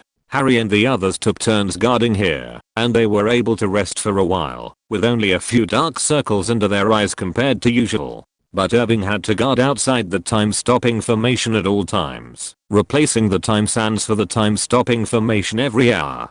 2 days of guarding made his eyes full of bloodshot, and he looked haggard. Even though he could rest for an hour after replacing the new time sands, Astoria's safety made it difficult for him to fall asleep, and he was suffering. Lin, how is it? After seeing Lin walking into the Quidditch field, Irving perked up, his bloodshot eyes staring straight at Lin. Lin hesitated for a moment and told Irving the results deduced by the alchemy detector. After learning that Astoria still had a 15% chance of failure, after learning the blood curse, Irving remained silent, but the 85% probability gave him great hope. Then, the next thing we need to solve is how to ensure that Astoria's body does not collapse during the time she is learning the blood curse. Irina said in a low voice. Just as everyone fell silent again, a crisp voice rang out. I may have a way. Everyone looked at the voice and saw that Irina, who had come out of the small world in the box, had arrived at the Quidditch field without knowing when.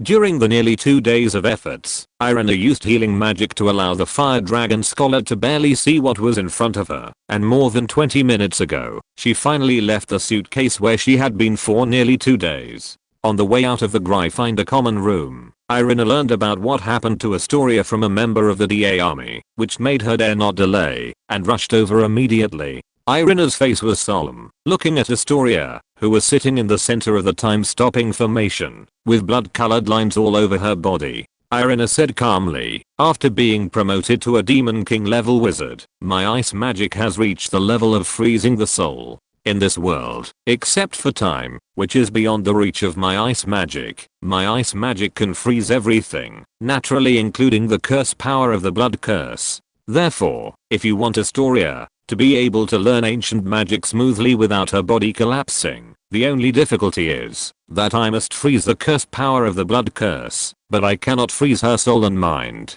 Irina said in a deep voice. Chapter 620. People guarding her inside and outside the illusion. From the ice magic books in the Roll Castle, we can learn that the ultimate ice magic is the power to freeze even time. Now, Irina, who has been promoted to the Demon King level wizard, can be said to be unparalleled in the world in the attainment of ice magic, but her ice magic is still so far away from freezing time. Although Irina's ice magic cannot affect time, she can already freeze the air, freeze flesh and blood, freeze thoughts, freeze magic power, and even freeze the soul. The difficulty Irina faces is that she must accurately control the power of ice magic applied to Astoria. If she releases less ice magic, she will not be able to freeze the blood curse that erupted on Astoria, and cannot prevent Astoria's death. If she releases more ice magic, Astoria's mind and soul will be frozen together, which will make Astoria lose the ability to think, let alone learn the ancient magic blood curse and the illusion array.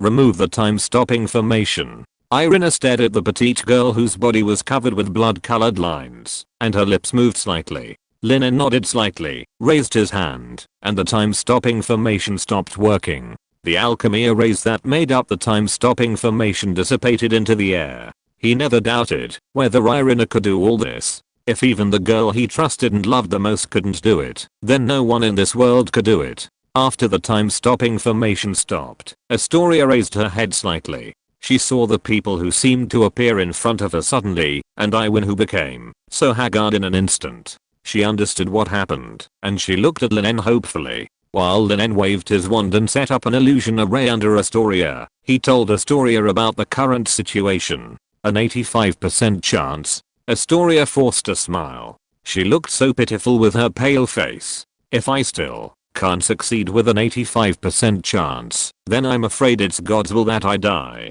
Hearing this, Irving quickly said, don't think too much, Astoria, you will definitely succeed. Astoria turned her head and smiled at Irving, which made Irving stunned for a moment. Astoria said gently, thank you, Irving, I will not give up my life, because I know that you and everyone are still waiting for me outside the illusion. In just a few breaths, the blood-colored lines had already climbed onto Astoria's face, and the outbreak of the blood curse made Astoria look even weaker. Go ahead, senior sister Irina, please, Astoria said softly. At this time, the illusion array had been refined under Astoria, and the alchemy detector was thrown out by Lin En, turning into a server that provided computing power support for the illusion. Irina nodded solemnly. She waved her hands gently, and everyone felt the temperature around them dropping. It was clearly June now, but the temperature in the Quidditch field had dropped to -20 degrees in just a few breaths.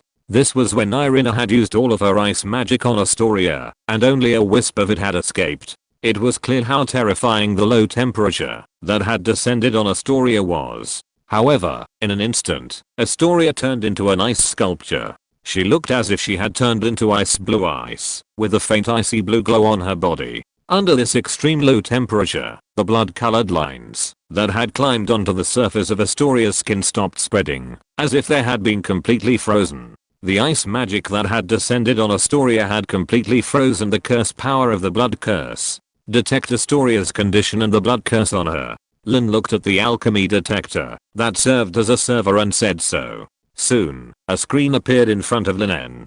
Test subject, Astoria green grass physical condition, suspended animation soul condition, stable blood curse activity, suspended animation after seeing that Astoria's soul condition was still stable. Lin En and Irina both breathed a sigh of relief. The power of ice that fell on Astoria caused Astoria's body and the blood curse that erupted on her to enter a suspended animation state, while her soul was still in a stable state. This meant that Astoria's consciousness had successfully entered the illusion. Lin En gently waved his magic wand, and everything that happened in the illusion turned into a large screen and appeared in front of everyone. As early as when refining this illusion, Lin En had injected all his memories of the curse of the Scarlet Blood Moon and the ancient magic blood curse into the illusion through the dream weaving spell. Under the control of the alchemical detector, those memories of the curse of the Scarlet Blood Moon and the ancient magic blood curse were all presented in the form of magic books in front of Astoria in the illusion.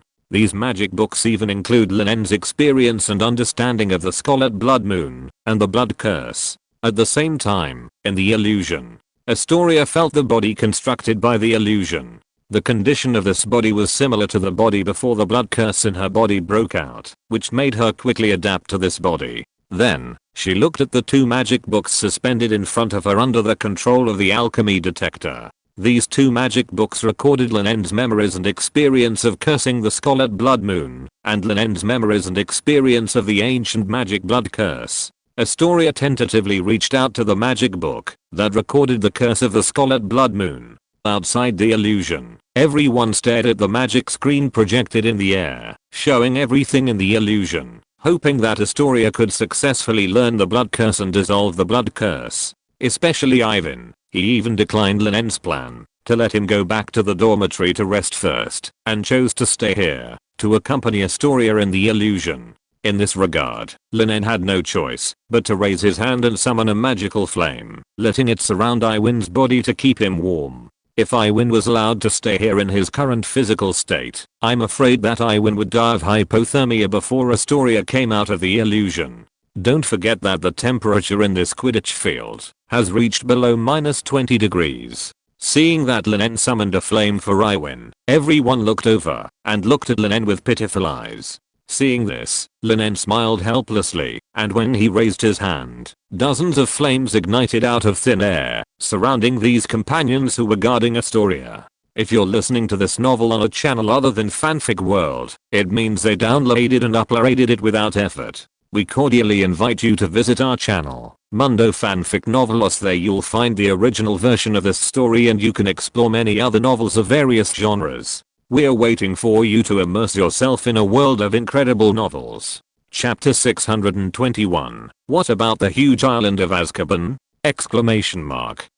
At the same time, about 10 nautical miles from the original site of Azkaban Island, dense black shadows swept across the sea level like dark clouds, flying towards the original site of Azkaban Island, which had already turned into a vast ocean. Looking closely, those black shadows were actually wizards wearing silver masks and black cloaks on their faces. Judging from the highly recognizable silver masks, the identities of these wizards were undoubtedly the notorious Death Eaters. The lower bodies of these Death Eaters seemed to have turned into black smoke, and it was this black smoke that provided them with enough power to allow them to fly freely above the sea level. In front of these Death Eaters, Voldemort's scarlet snake pupils emitted a bloody light. When we arrive at Azkaban Island, I will make those Dementors submit to me, and McNeil, you go and release the criminals in Azkaban prison, and if possible, let them serve us."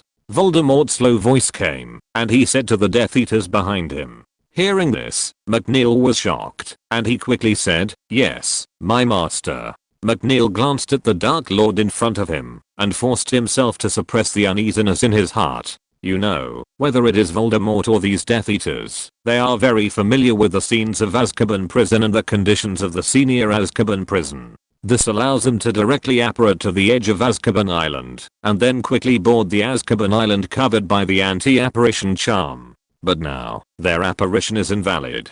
The failure of apparition forces them to fly all the way from the distant coast using the black magic of turning into black smoke. From the fact that apparition cannot be used, it is obvious that something happened in Azkaban prison that they don't know, and there are only two reasons for this. First, the auras expanded the coverage of the anti-apparition charm several times, so that their original landing point was covered by the anti-apparition charm, making it impossible for them to successfully perform apparition. The second possibility is that the sea area near Azkaban Island has changed due to some force majeure, so that when they performed apparition, the scene of the foothold constructed in their minds lost its effectiveness, resulting in the failure of apparition. But no matter how you think about it, it can't be the second one, right? Exclamation mark. McNeil thought worriedly, if it was the first one, then why did the auras do this? Exclamation mark. Could it be that there was a traitor inside the Death Eaters, causing them to plan to capture Azkaban Island and use Azkaban Island as the base of the Death Eaters camp, and the Ministry of Magic saw through it? Exclamation mark. Thinking of this, McNeil clenched the wand in his hand, and was ready to fight at any time. However, when they arrived at the original site of Azkaban Island, they were all in a mess. Impossible. The coordinates in my memory cannot be wrong, and it is impossible for someone to tamper with the memory of the Great Dark Lord. Where is Azkaban Island? Looking at the sea level that has turned into a vast ocean, and the Azkaban Island that has disappeared out of thin air, Voldemort shook his head in disbelief. He couldn't believe what was happening in front of him. Where is his Azkaban Island? Exclamation mark. Voldemort was completely confused. After making sure that his memory had not been tampered with, Voldemort waved his wand with a gloomy face, intending to cast magic to reproduce what happened here in front of him. Voldemort was sure that this was where Azkaban Island was located, but now it was empty, and there was no trace of any protective magic nearby. This also means that Azkaban Island must have been wiped out from this world. So, who has the ability to wipe Azkaban Island from the world? Who would do this? Exclamation mark. Screens appeared in front of Voldemort and his Death Eaters. Everything that happened before their eyes seemed to be rewound, as if the rewind button had been pressed. Soon, Voldemort and his Death Eaters witnessed with their own eyes the scene where Lin used the Myrtle Skyfire to completely sink the island of Azkaban and wipe it off the map. And the scene where Lin, Irina and a group of auras exiled all the Dementors, making them extinct from this world. Roll. Lol. You will pay the price for fooling the Great Dark Lord. Voldemort's scarlet snake pupils seemed to be spewing fire, and he roared with gnashing teeth. Behind Voldemort, the Death Eaters all shrank their heads like quails, fearing that Voldemort would vent his anger on them. After a long time, McNeil flew forward cautiously and asked, "Master, since the Dementors no longer exist, what about our future allies?" Voldemort said coldly, "There is no way. We can only wait for good news from August, werewolves, and vampires." McNeil seemed to have thought of something, and he suggested, "Master, I remember that there seem to be many dark creatures living in the Forbidden Forest of Hogwarts, including the 8-eyed giant spider, which is a dangerous level of XXXXX. Perhaps we can use the 8-eyed giant spiders in the Forbidden Forest for us? The 8-eyed giant spiders have a strong reproductive capacity and can train a group of 8-eyed giant spiders for us in a short time. Moreover, their magic resistance is relatively strong. If they are used as a death squad, it would be perfect." McNeil said so. Hearing McNeil's words, Voldemort paused, and McNeil's proposal obviously made him a little excited. But soon, Voldemort seemed to have thought of something. He glanced at McNeil and said lightly, "If you can sneak into the Forbidden Forest and subdue the Acromantula clan under the eyes of Dumbledore, Rowell and Lowell, then you can give it a try." McNeil was choked up. He scratched his head, smiled awkwardly, and stopped talking. At this time, Yaxley spoke up. "Master, our Yaxley family has a secret method that can allow the members of the Yaxley family to conceal their breath for a short period of time and not be discovered by any marking magic. Perhaps I can temporarily avoid the detection of the ancient magic of Hogwarts Castle and sneak into the Forbidden Forest. This time is about an hour. Please allow me to share the Master's worries and offer the loyalty of the Acromantula clan to the Master." Yaxley said this while stroking his chest with one hand. A secret method to conceal one's breath for a short period of time and not be discovered by any marking magic? Exclamation mark. Voldemort looked at Yaxley in surprise. He had not expected that the Yaxley family, one of the sacred 28 pureblood families, could give him such a surprise. Chapter 622. The blood curse erupts again. Ancient magic vs ancient magic. Even though this secret method can only be used by wizards with the blood of the Yaxley family flowing in their bodies, it is enough. With Yaxley's ability, it seems not difficult to sneak into the Forbidden Forest of Hogwarts and win the surrender of the Acromantula clan. In that case, Yaxley, this task is handed over to you. The Great Dark Lord will not treat his loyal servants unfairly. Voldemort said slowly. As he raised his hand, the dark mark on Yaxley's arm was visibly changing. The intense pain made Yaxley's facial features twisted, and fine sweat emerged from his forehead. But soon, the unbearable pain disappeared, replaced by the magic power that continued to surge in his body. Yaxley showed a look of surprise. He waved his hand gently, and the silent and wandless spell that he couldn't do before was now easily cast by him, and he felt full of strength. The magic power that suddenly appeared in his body was like a part of his body, and he could use it at will. Yaxley looked at his dark mark. He didn't know when the dark green dark mark turned into a bloody color, just like the bloody dark mark released by Voldemort in the Battle of the Department of Mysteries. Originally, Yaxley's magic level was at most equivalent to that of an ordinary aura.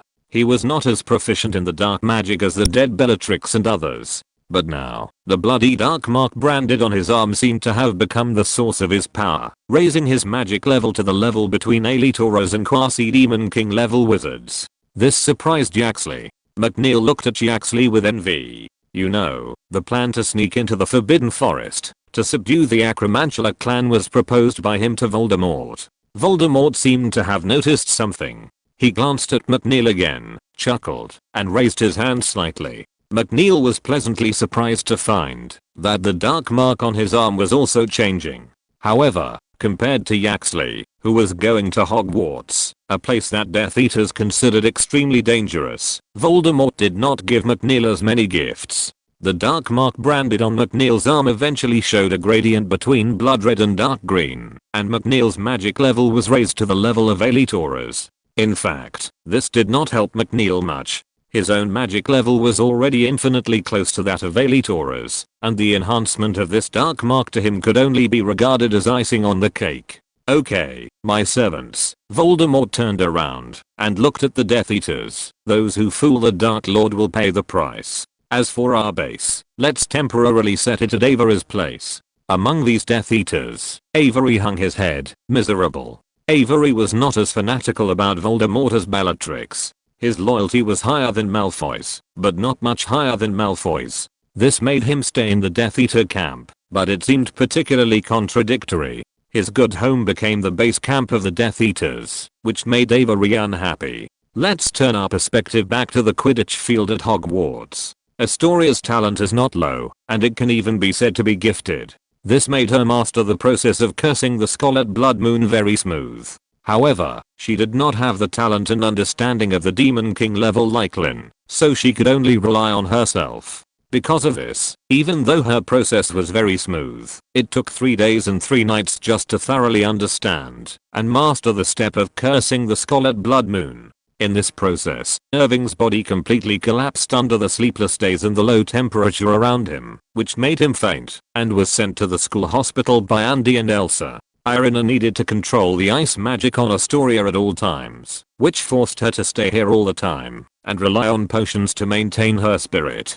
The only thing to be thankful for was that her power as a Demon King level wizard was enough to support her sleepless nights for nearly 10 days, so that she would not collapse due to excessive fatigue. In this way, time passed bit by bit. In the blink of an eye, it was 7 days later. During these 7 days, Irina's body seemed to have reached its limit. Her ice blue eyes were now full of bloodshot. She was almost forcing herself to cast spells. Lin En looked at the girl who was holding on beside him with heartache. He gently rubbed the girl's temple to help her relieve her fatigue. In the illusion, Astoria was practicing the blood curse with all her strength. Now she could turn her blood into blood blades like Lin En did. She knew that outside the illusion, someone was working tirelessly to maintain the ice magic on her body so that her body would not collapse.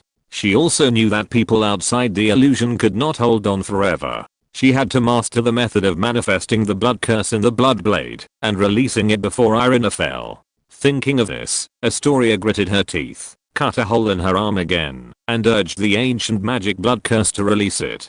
"Come out, blood curse, aren't you very capable?" Astoria cursed in a low voice. She was actually actively intensifying the blood curse in this body. As she continued to use magic power to attack the blood curse, the curse power of the blood curse finally broke out like outside the illusion, and dense blood-colored lines covered her whole body in just a few breaths. The outbreak of the blood curse brought her immense pain, and the blood color on her face also faded visibly. Astoria twitched her pale lips, and obscure syllables came out of her mouth. The secret method of blood curse, which was unique to the ancient magic, was released under her control. Under the control of this secret method, the blood-colored lines that erupted seemed to be suppressed by some force and kept trembling. This blood curse seemed to have its own life. It was actually fighting against the suppression of the secret method, trying to perish with this body. This blood curse was about to erupt a second time. After realizing that something was wrong with the blood curse, Astoria immediately used all her strength to activate this secret method of blood curse, which was unique to the ancient magic, so that it could suppress the curse power of the blood curse back. The blood curse is ancient, but compared with ancient magic, it is nothing. Under the suppression of the secret method, the curse power that was about to erupt for the second time was eventually wiped out of consciousness and turned into blood power that could be used by Astoria. Please reward and vote. Chapter 623 Astoria's Blood Curse, Bloody Sky. Obscure syllables continued to come out of Astoria's mouth, and the mysterious power continued to travel through her body, erasing the consciousness contained in the curse power of the blood magic spell, and turning the curse power into power that she could use. Soon, the blood magic spell of this body was completely under Astoria's control. As her mind moved, the blood-colored lines that covered her body retreated like a tide. Astoria gently stroked her left arm with her right hand, and a blood blade broke through the air in an instant. During the flight, the blood-colored lines that originally belonged to the blood magic spell actually manifested on the blood blade. The curse power that was like a demon with bared fangs and claws suddenly turned into a ball of blood mist and exploded, covering the entire area of nearly 100 feet nearby. If there was a hostile wizard in the blood mist, then the hostile wizard would be horrified to find that the curse power of the blood magic spell was constantly drilling into his body. After Astoria mastered the power of her own blood curse, she was able to control the power of the blood curse to manifest in the blood curse, and then inject it into the enemy's body, turning it into a nightmare that entangled the enemy. Of course, these blood curses injected into the enemy's body under Astoria's control will not spread like the real blood curse. It is just some curse power. Under the influence of the blood curse, the blood blade actually exploded in the blood mist that covered a large area. Endless blood spread, as if dyeing the sky into endless scarlet, turning into that bloody sky. At the same time, outside the illusion array. Success. Lin En was refreshed and said so. Hearing Lin En's words, Irina finally relaxed. She began to slowly remove the ice magic imposed on Astoria, and Lin En waved his hand to remove the illusion array under Astoria. The temperature in the Quidditch field was slowly rising, and water mist continued to emerge from Astoria's body. It was the ice that froze her that began to melt. At this time, Irina, who had recovered after several days of recuperation in the school hospital, immediately pulled out his wand and cast several healing magics in the direction of Astoria. The ice magic cast on Astoria could even freeze the power of the curse. If a wizard was in it, he would probably be killed by the extreme cold in a moment. The reason why Astoria's body did not die, but entered a state of suspended animation was only because the temperature dropped too quickly, from normal temperature to the point of almost freezing the soul in almost an instant. This made Astoria's body unable to react. Now Astoria's temperature is slowly rising, which means that the temperature around her can no longer put her into a state of suspended animation by freezing, but it can kill her. Therefore, only a powerful enough healing magic can temporarily protect her body until her body temperature returns to normal. Go and ask Madame Pomfrey, only her healing magic can save Astoria. Irwin said to Lin anxiously. Unlike other magic, healing magic is not about the stronger the wizard's magic power, the stronger the healing effect, but it is related to the wizard's attainments in healing magic. Otherwise, the magic world would not need St. Mungo's Hospital for magical injuries and sicknesses. Healers, like alchemists, belong to another system. Their magic power may not be that strong, but their attainments in the corresponding field are incomparable to even the demon-level wizards. Just like Voldemort, a demon-level wizard knows nothing about alchemy. Lin and Irina are demon-level wizards, but their attainments in healing magic are at most a glimpse of the way. Lin nodded slightly, and he came to the school hospital during his apparition, and used apparition to bring Madame Pomfrey over. When Irving was sent to the school hospital for treatment, Madame Pomfrey learned from Irving what happened to Astoria. Therefore, when Madame Pomfrey came here and looked at the little witch who was wrapped in the light of healing magic released by dozens of DA army members, she understood Astoria's current situation. She immediately trotted to Astoria's side and released healing magic on Astoria together with the surrounding DA army members. Madame Pomfrey is indeed a professional healer. The effect of the healing magic released by her alone is equal to the sum of the healing magic of dozens of DA army members. With the support of Madame Pomfrey and everyone's healing magic, Astoria's body slowly thawed and returned to its original appearance. However, the endless blood-colored lines also became active again with the release of the ice magic. The power of the curse spread rapidly in her body, and it seemed that it would erupt again at any time and kill her petite body. Wake up, Astoria! Lin En shouted in a low voice. He integrated the magic power into his voice and woke up Astoria, who had just escaped from the illusion and was still a little confused. Astoria felt the curse power of the blood curse all over her body, and she immediately understood her situation. Obscure syllables continued to come out of Astoria's mouth. She was like in a fantasy world, using the mysterious power to gradually control the blood curse in her body.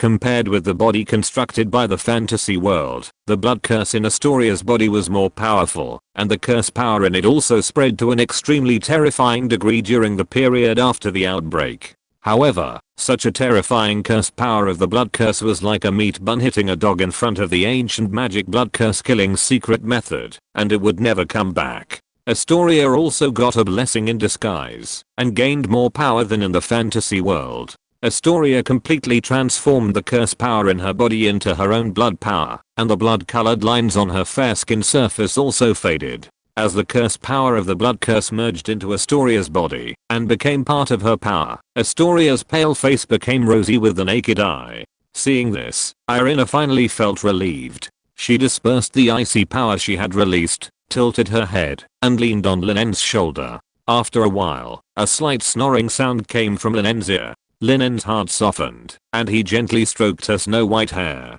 With a wave of his right hand, a silent and wandless ear-blocking spell was released to prevent the noisy sounds in the Quidditch field from disturbing her. Chapter 624 Goblin Protest. At Lin's suggestion, Irving and Madame Pomfrey took Astoria back to Hogwarts Castle and went to the school hospital for examination. Although the blood curse on Astoria was controlled, her physical condition was already riddled with holes under the destruction of the curse. Even after the blood curse turned into her own blood power, the magic power fed back to her repaired her body to a certain extent, but if she wanted to recover completely, she still needed some time to recover. After learning that Astoria was fine, Harry and other members of the DA army finally put their minds at ease and returned to Hogwarts Castle to rest. Dumbledore told Lin to go to the school hospital with Irina as a guest after she recovered, and then left. In the Quidditch field under the night sky, only Lin and Irina were left. Irina leaned on his shoulder and slept soundly, while Lin was staring at the stars in a trance. At the same time, Gringotts. The deepest part of Gringotts is not the 5 vaults guarded by fire dragons, but a secret room deeper underground. Have you counted the losses of Gringotts? A low, hoarse, yet inexplicably frightening voice came. Under the shadow that the torch could not illuminate, a goblin with completely grey hair and wrinkles on his skin like a rotten tree trunk, but with eyes as dark as ink that gave people a breathtaking feeling, slowly walked into the light. Compared with those young goblins, this goblin looked like he was about to die. Everything about his body was like a dead body, except for his eyes as dark as ink, which made people dare not underestimate him. This goblin was not dressed gorgeously, but rather looked a little simple. The only thing that made it look different was the metal parts hanging on his clothes that kept making mechanical sounds.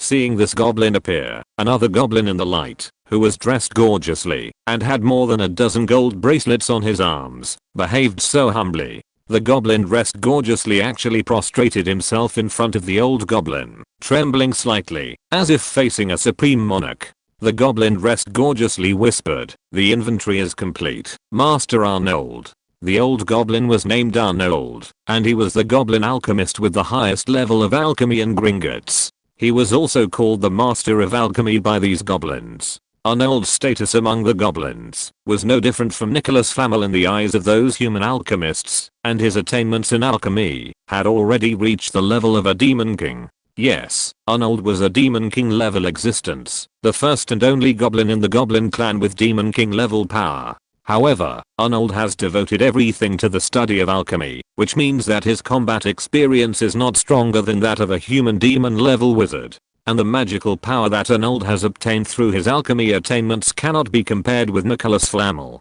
After all, the lifespan of goblins is not longer than that of wizards, and compared with Nicholas Flamel, who has lived for hundreds of years, Arnold's chance to gain power in this not so long life is extremely limited. But even so, Arnold, whose alchemy attainments have already entered the demon level, still has the ability to fight against demon level wizards with the alchemical weapons he has refined.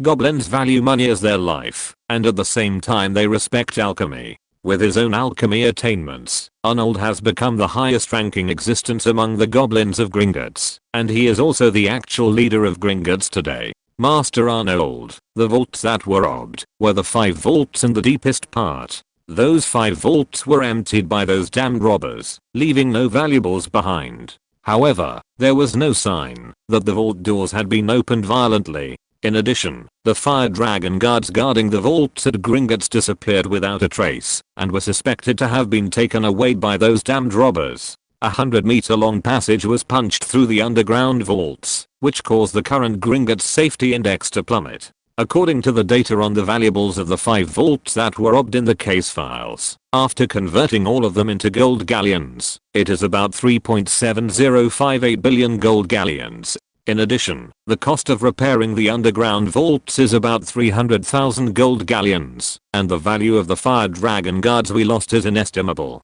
The gorgeously dressed goblin said so. Hearing this, Arnold frowned immediately. However, what Arnold was concerned about was not the loss of Gringotts, but the fact that the vault door mentioned by the gorgeous goblin had no signs of being opened violently. Arnold asked in a low voice, "You said that the vault door was not opened violently?"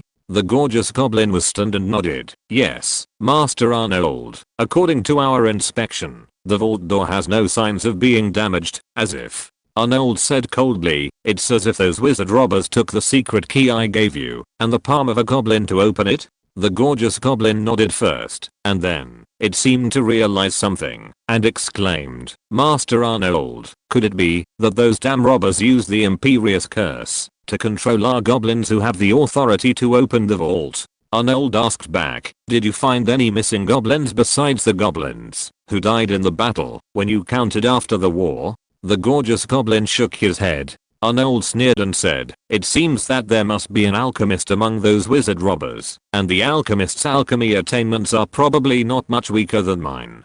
There are only a handful of alchemists who can see through the 2 opening permissions required for the vault door that I refined 100 years ago and use methods other than the Imperious Curse to open the vault door directly. I heard from you that there are 2 demon level wizards among the robbers who participated in this robbery, including that Albus Dumbledore? Arnold asked. The gorgeously dressed goblin nodded. Arnold sneered and said, "It seems that it was done by that damn Dumbledore." The gorgeously dressed goblin asked anxiously, "Then, Master Arnold, what should we do? We can't lose so much in vain." Arnold said lightly, "If I remember correctly, the Minister of the British Ministry of Magic is extremely weak, and he is willing to pay any price to settle things for the sake of that false peace. And that Albus Dumbledore has bound himself under the laws of the Ministry of Magic. Although I don't know why Dumbledore, who has always loved peace, would get involved in this robbery. He should not resist the orders of the Ministry of Magic.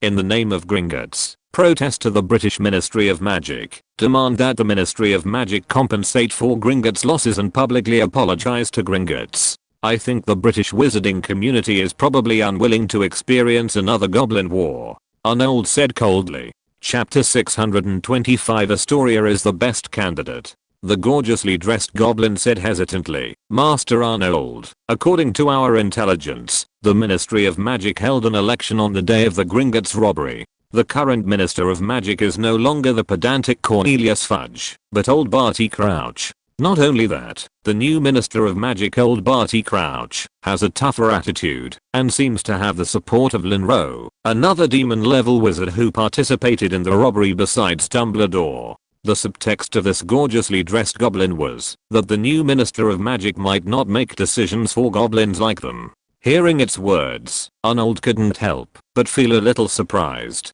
However, Arnold did not change his decision. He chuckled and said, "Just do as I say. Even if Minister Crouch is unwilling to make the decision for Gringotts, he cannot be held responsible for a possible war. Those wizards are used to comfort. They don't want to see war, let alone become victims of war. If the Ministry of Magic and those robbers apologize, they will not refuse a possible war. If the Ministry of Magic agrees to our request, it would be great. If they refuse, then take this statement as a test of the Ministry of Magic and those wizards. However, someone must be held responsible for the Gringotts robbery," Arnold said lightly. It must be said that, even though Arnold's estimate of Dumbledore and others was slightly biased, he, who had lived for nearly 200 years, still had some ability to control human nature. If the wizards were not used to comfort and had not experienced the dark reign of Voldemort and were extremely disgusted and afraid of the possible war, how could Fudge try to suppress the fact of Voldemort's resurrection and not let the people know? Exclamation mark. If it were in the Soviet magic world before the split, if there was a being like Voldemort, their Minister of Magic would have wanted to hang the portrait of this person all over the streets and alleys, so that those people who had nowhere to vent their energy would kill this person. Hearing Arnold's words, the gorgeously dressed goblin bowed his head and replied, "Yes, Master Arnold." Hogwarts Castle, the principal's office. Dumbledore, who was sitting behind the desk, suddenly sneezed. He wiped his nose strangely, not knowing that Green's use of alchemy to crack the vault door was blamed on his head. Lin, can Astoria's method of breaking the blood curse be replicated on other patients with the blood curse? Dumbledore looked at Lin on the other side of the desk and asked seriously. If Astoria's method of breaking the blood curse, and even turning the curse power of the blood curse into her own power, can be realized on other wizards, even if it is a castrated version, it will be a life-saving medicine for those patients with the blood curse. Without waiting for Lin En to answer, Irina, who had watched Astoria learn the ancient magic of blood curse and the illusion array, said softly, Astoria's method of breaking the blood curse requires her to learn an ancient magic called blood curse. Professor Dumbledore, you must know how difficult it is to learn ancient magic, and the prerequisite for learning blood curses, that the learner must be able to perform the silent and wandless casting of the cutting spell, and thoroughly understand and master a curse with blood as the medium. Professor Dumbledore, do you think those patients suffering from the blood curse can really master the ancient magic like Astoria before the blood curse breaks out? Irina asked back. Hearing this, Dumbledore was silent. Although he could guess that Astoria might be using ancient magic from the way she transformed the curse power of the blood curse into her own power, Dumbledore was not happy at all after Irina confirmed his guess. All wizards who are qualified to master an ancient magic have the talent to advance to the level of Demon King. Whether it is Lin En who has mastered the ancient magic Purgatory magic puppet, or Irina who has mastered the ancient magic Ice Phantom, they have now advanced to the level of Demon King. And Iwin and Astoria, who have mastered the ancient magic Thunderfall and the ancient magic Blood Curse respectively, seem to have the possibility of advancing to the level of Demon King in their lifetime. They are all talented teenagers who shine like stars, but what about those patients with the blood curse? Exclamation mark. Dumbledore's voice was a little hoarse. He whispered, "Is there really no way? There is hope of breaking the blood curse, but it cannot be used on them. This is too cruel for those patients." "Actually, at this time," Lin En said softly, "it's not that there is no way." Dumbledore looked at Lin En. Lin En said lightly, "Just like I can get enough inspiration from the ancient magic Purgatory magic golem to study the two magics of Hellflame Refining and Soul Attachment Curse, the ancient magic blood curse is the same. If the secret method of blood curse that controls the curse power of the blood curse can be extracted separately and perfected into an independent, new magic, then this magic can be called the anti-curse of all blood curses such as the blood curse." Lin En said so. Hearing Lin En's words, Dumbledore and Irina's eyes lit up. You know, if that secret method can be extracted separately and used as the anti-curse of all blood curses including the blood curse, then this contribution to the entire magic world is huge. There are many blood curses in the magic world that are almost unsolvable, such as the blood curse. If this magic can be released, there will be countless patients who can benefit from it. Lin En continued. However, although I'm the first wizard to learn the blood curse, when I release the blood curse, I only materialize my own blood talent in the blood blade, rather than forcibly controlling the power that does not belong to me. If you want to study this magic, then compared to me, I think Astoria will be a better candidate. After all, she is the first wizard who used the ancient magic blood curse to remove her own blood curse, isn't she? Lin En said with a smile. As Lin En said, Astoria is far more suitable than Lin En to study this magic.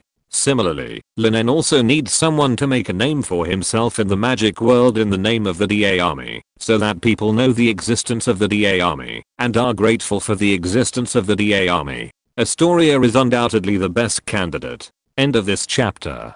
Thank you very much for reaching the end. Don't forget to like. Looking for more exclusive content and immediate access? Subscribe to our Patreon. Remember, every like, subscription, or donation encourages us to continue. Thanks to everyone. See you in the next video.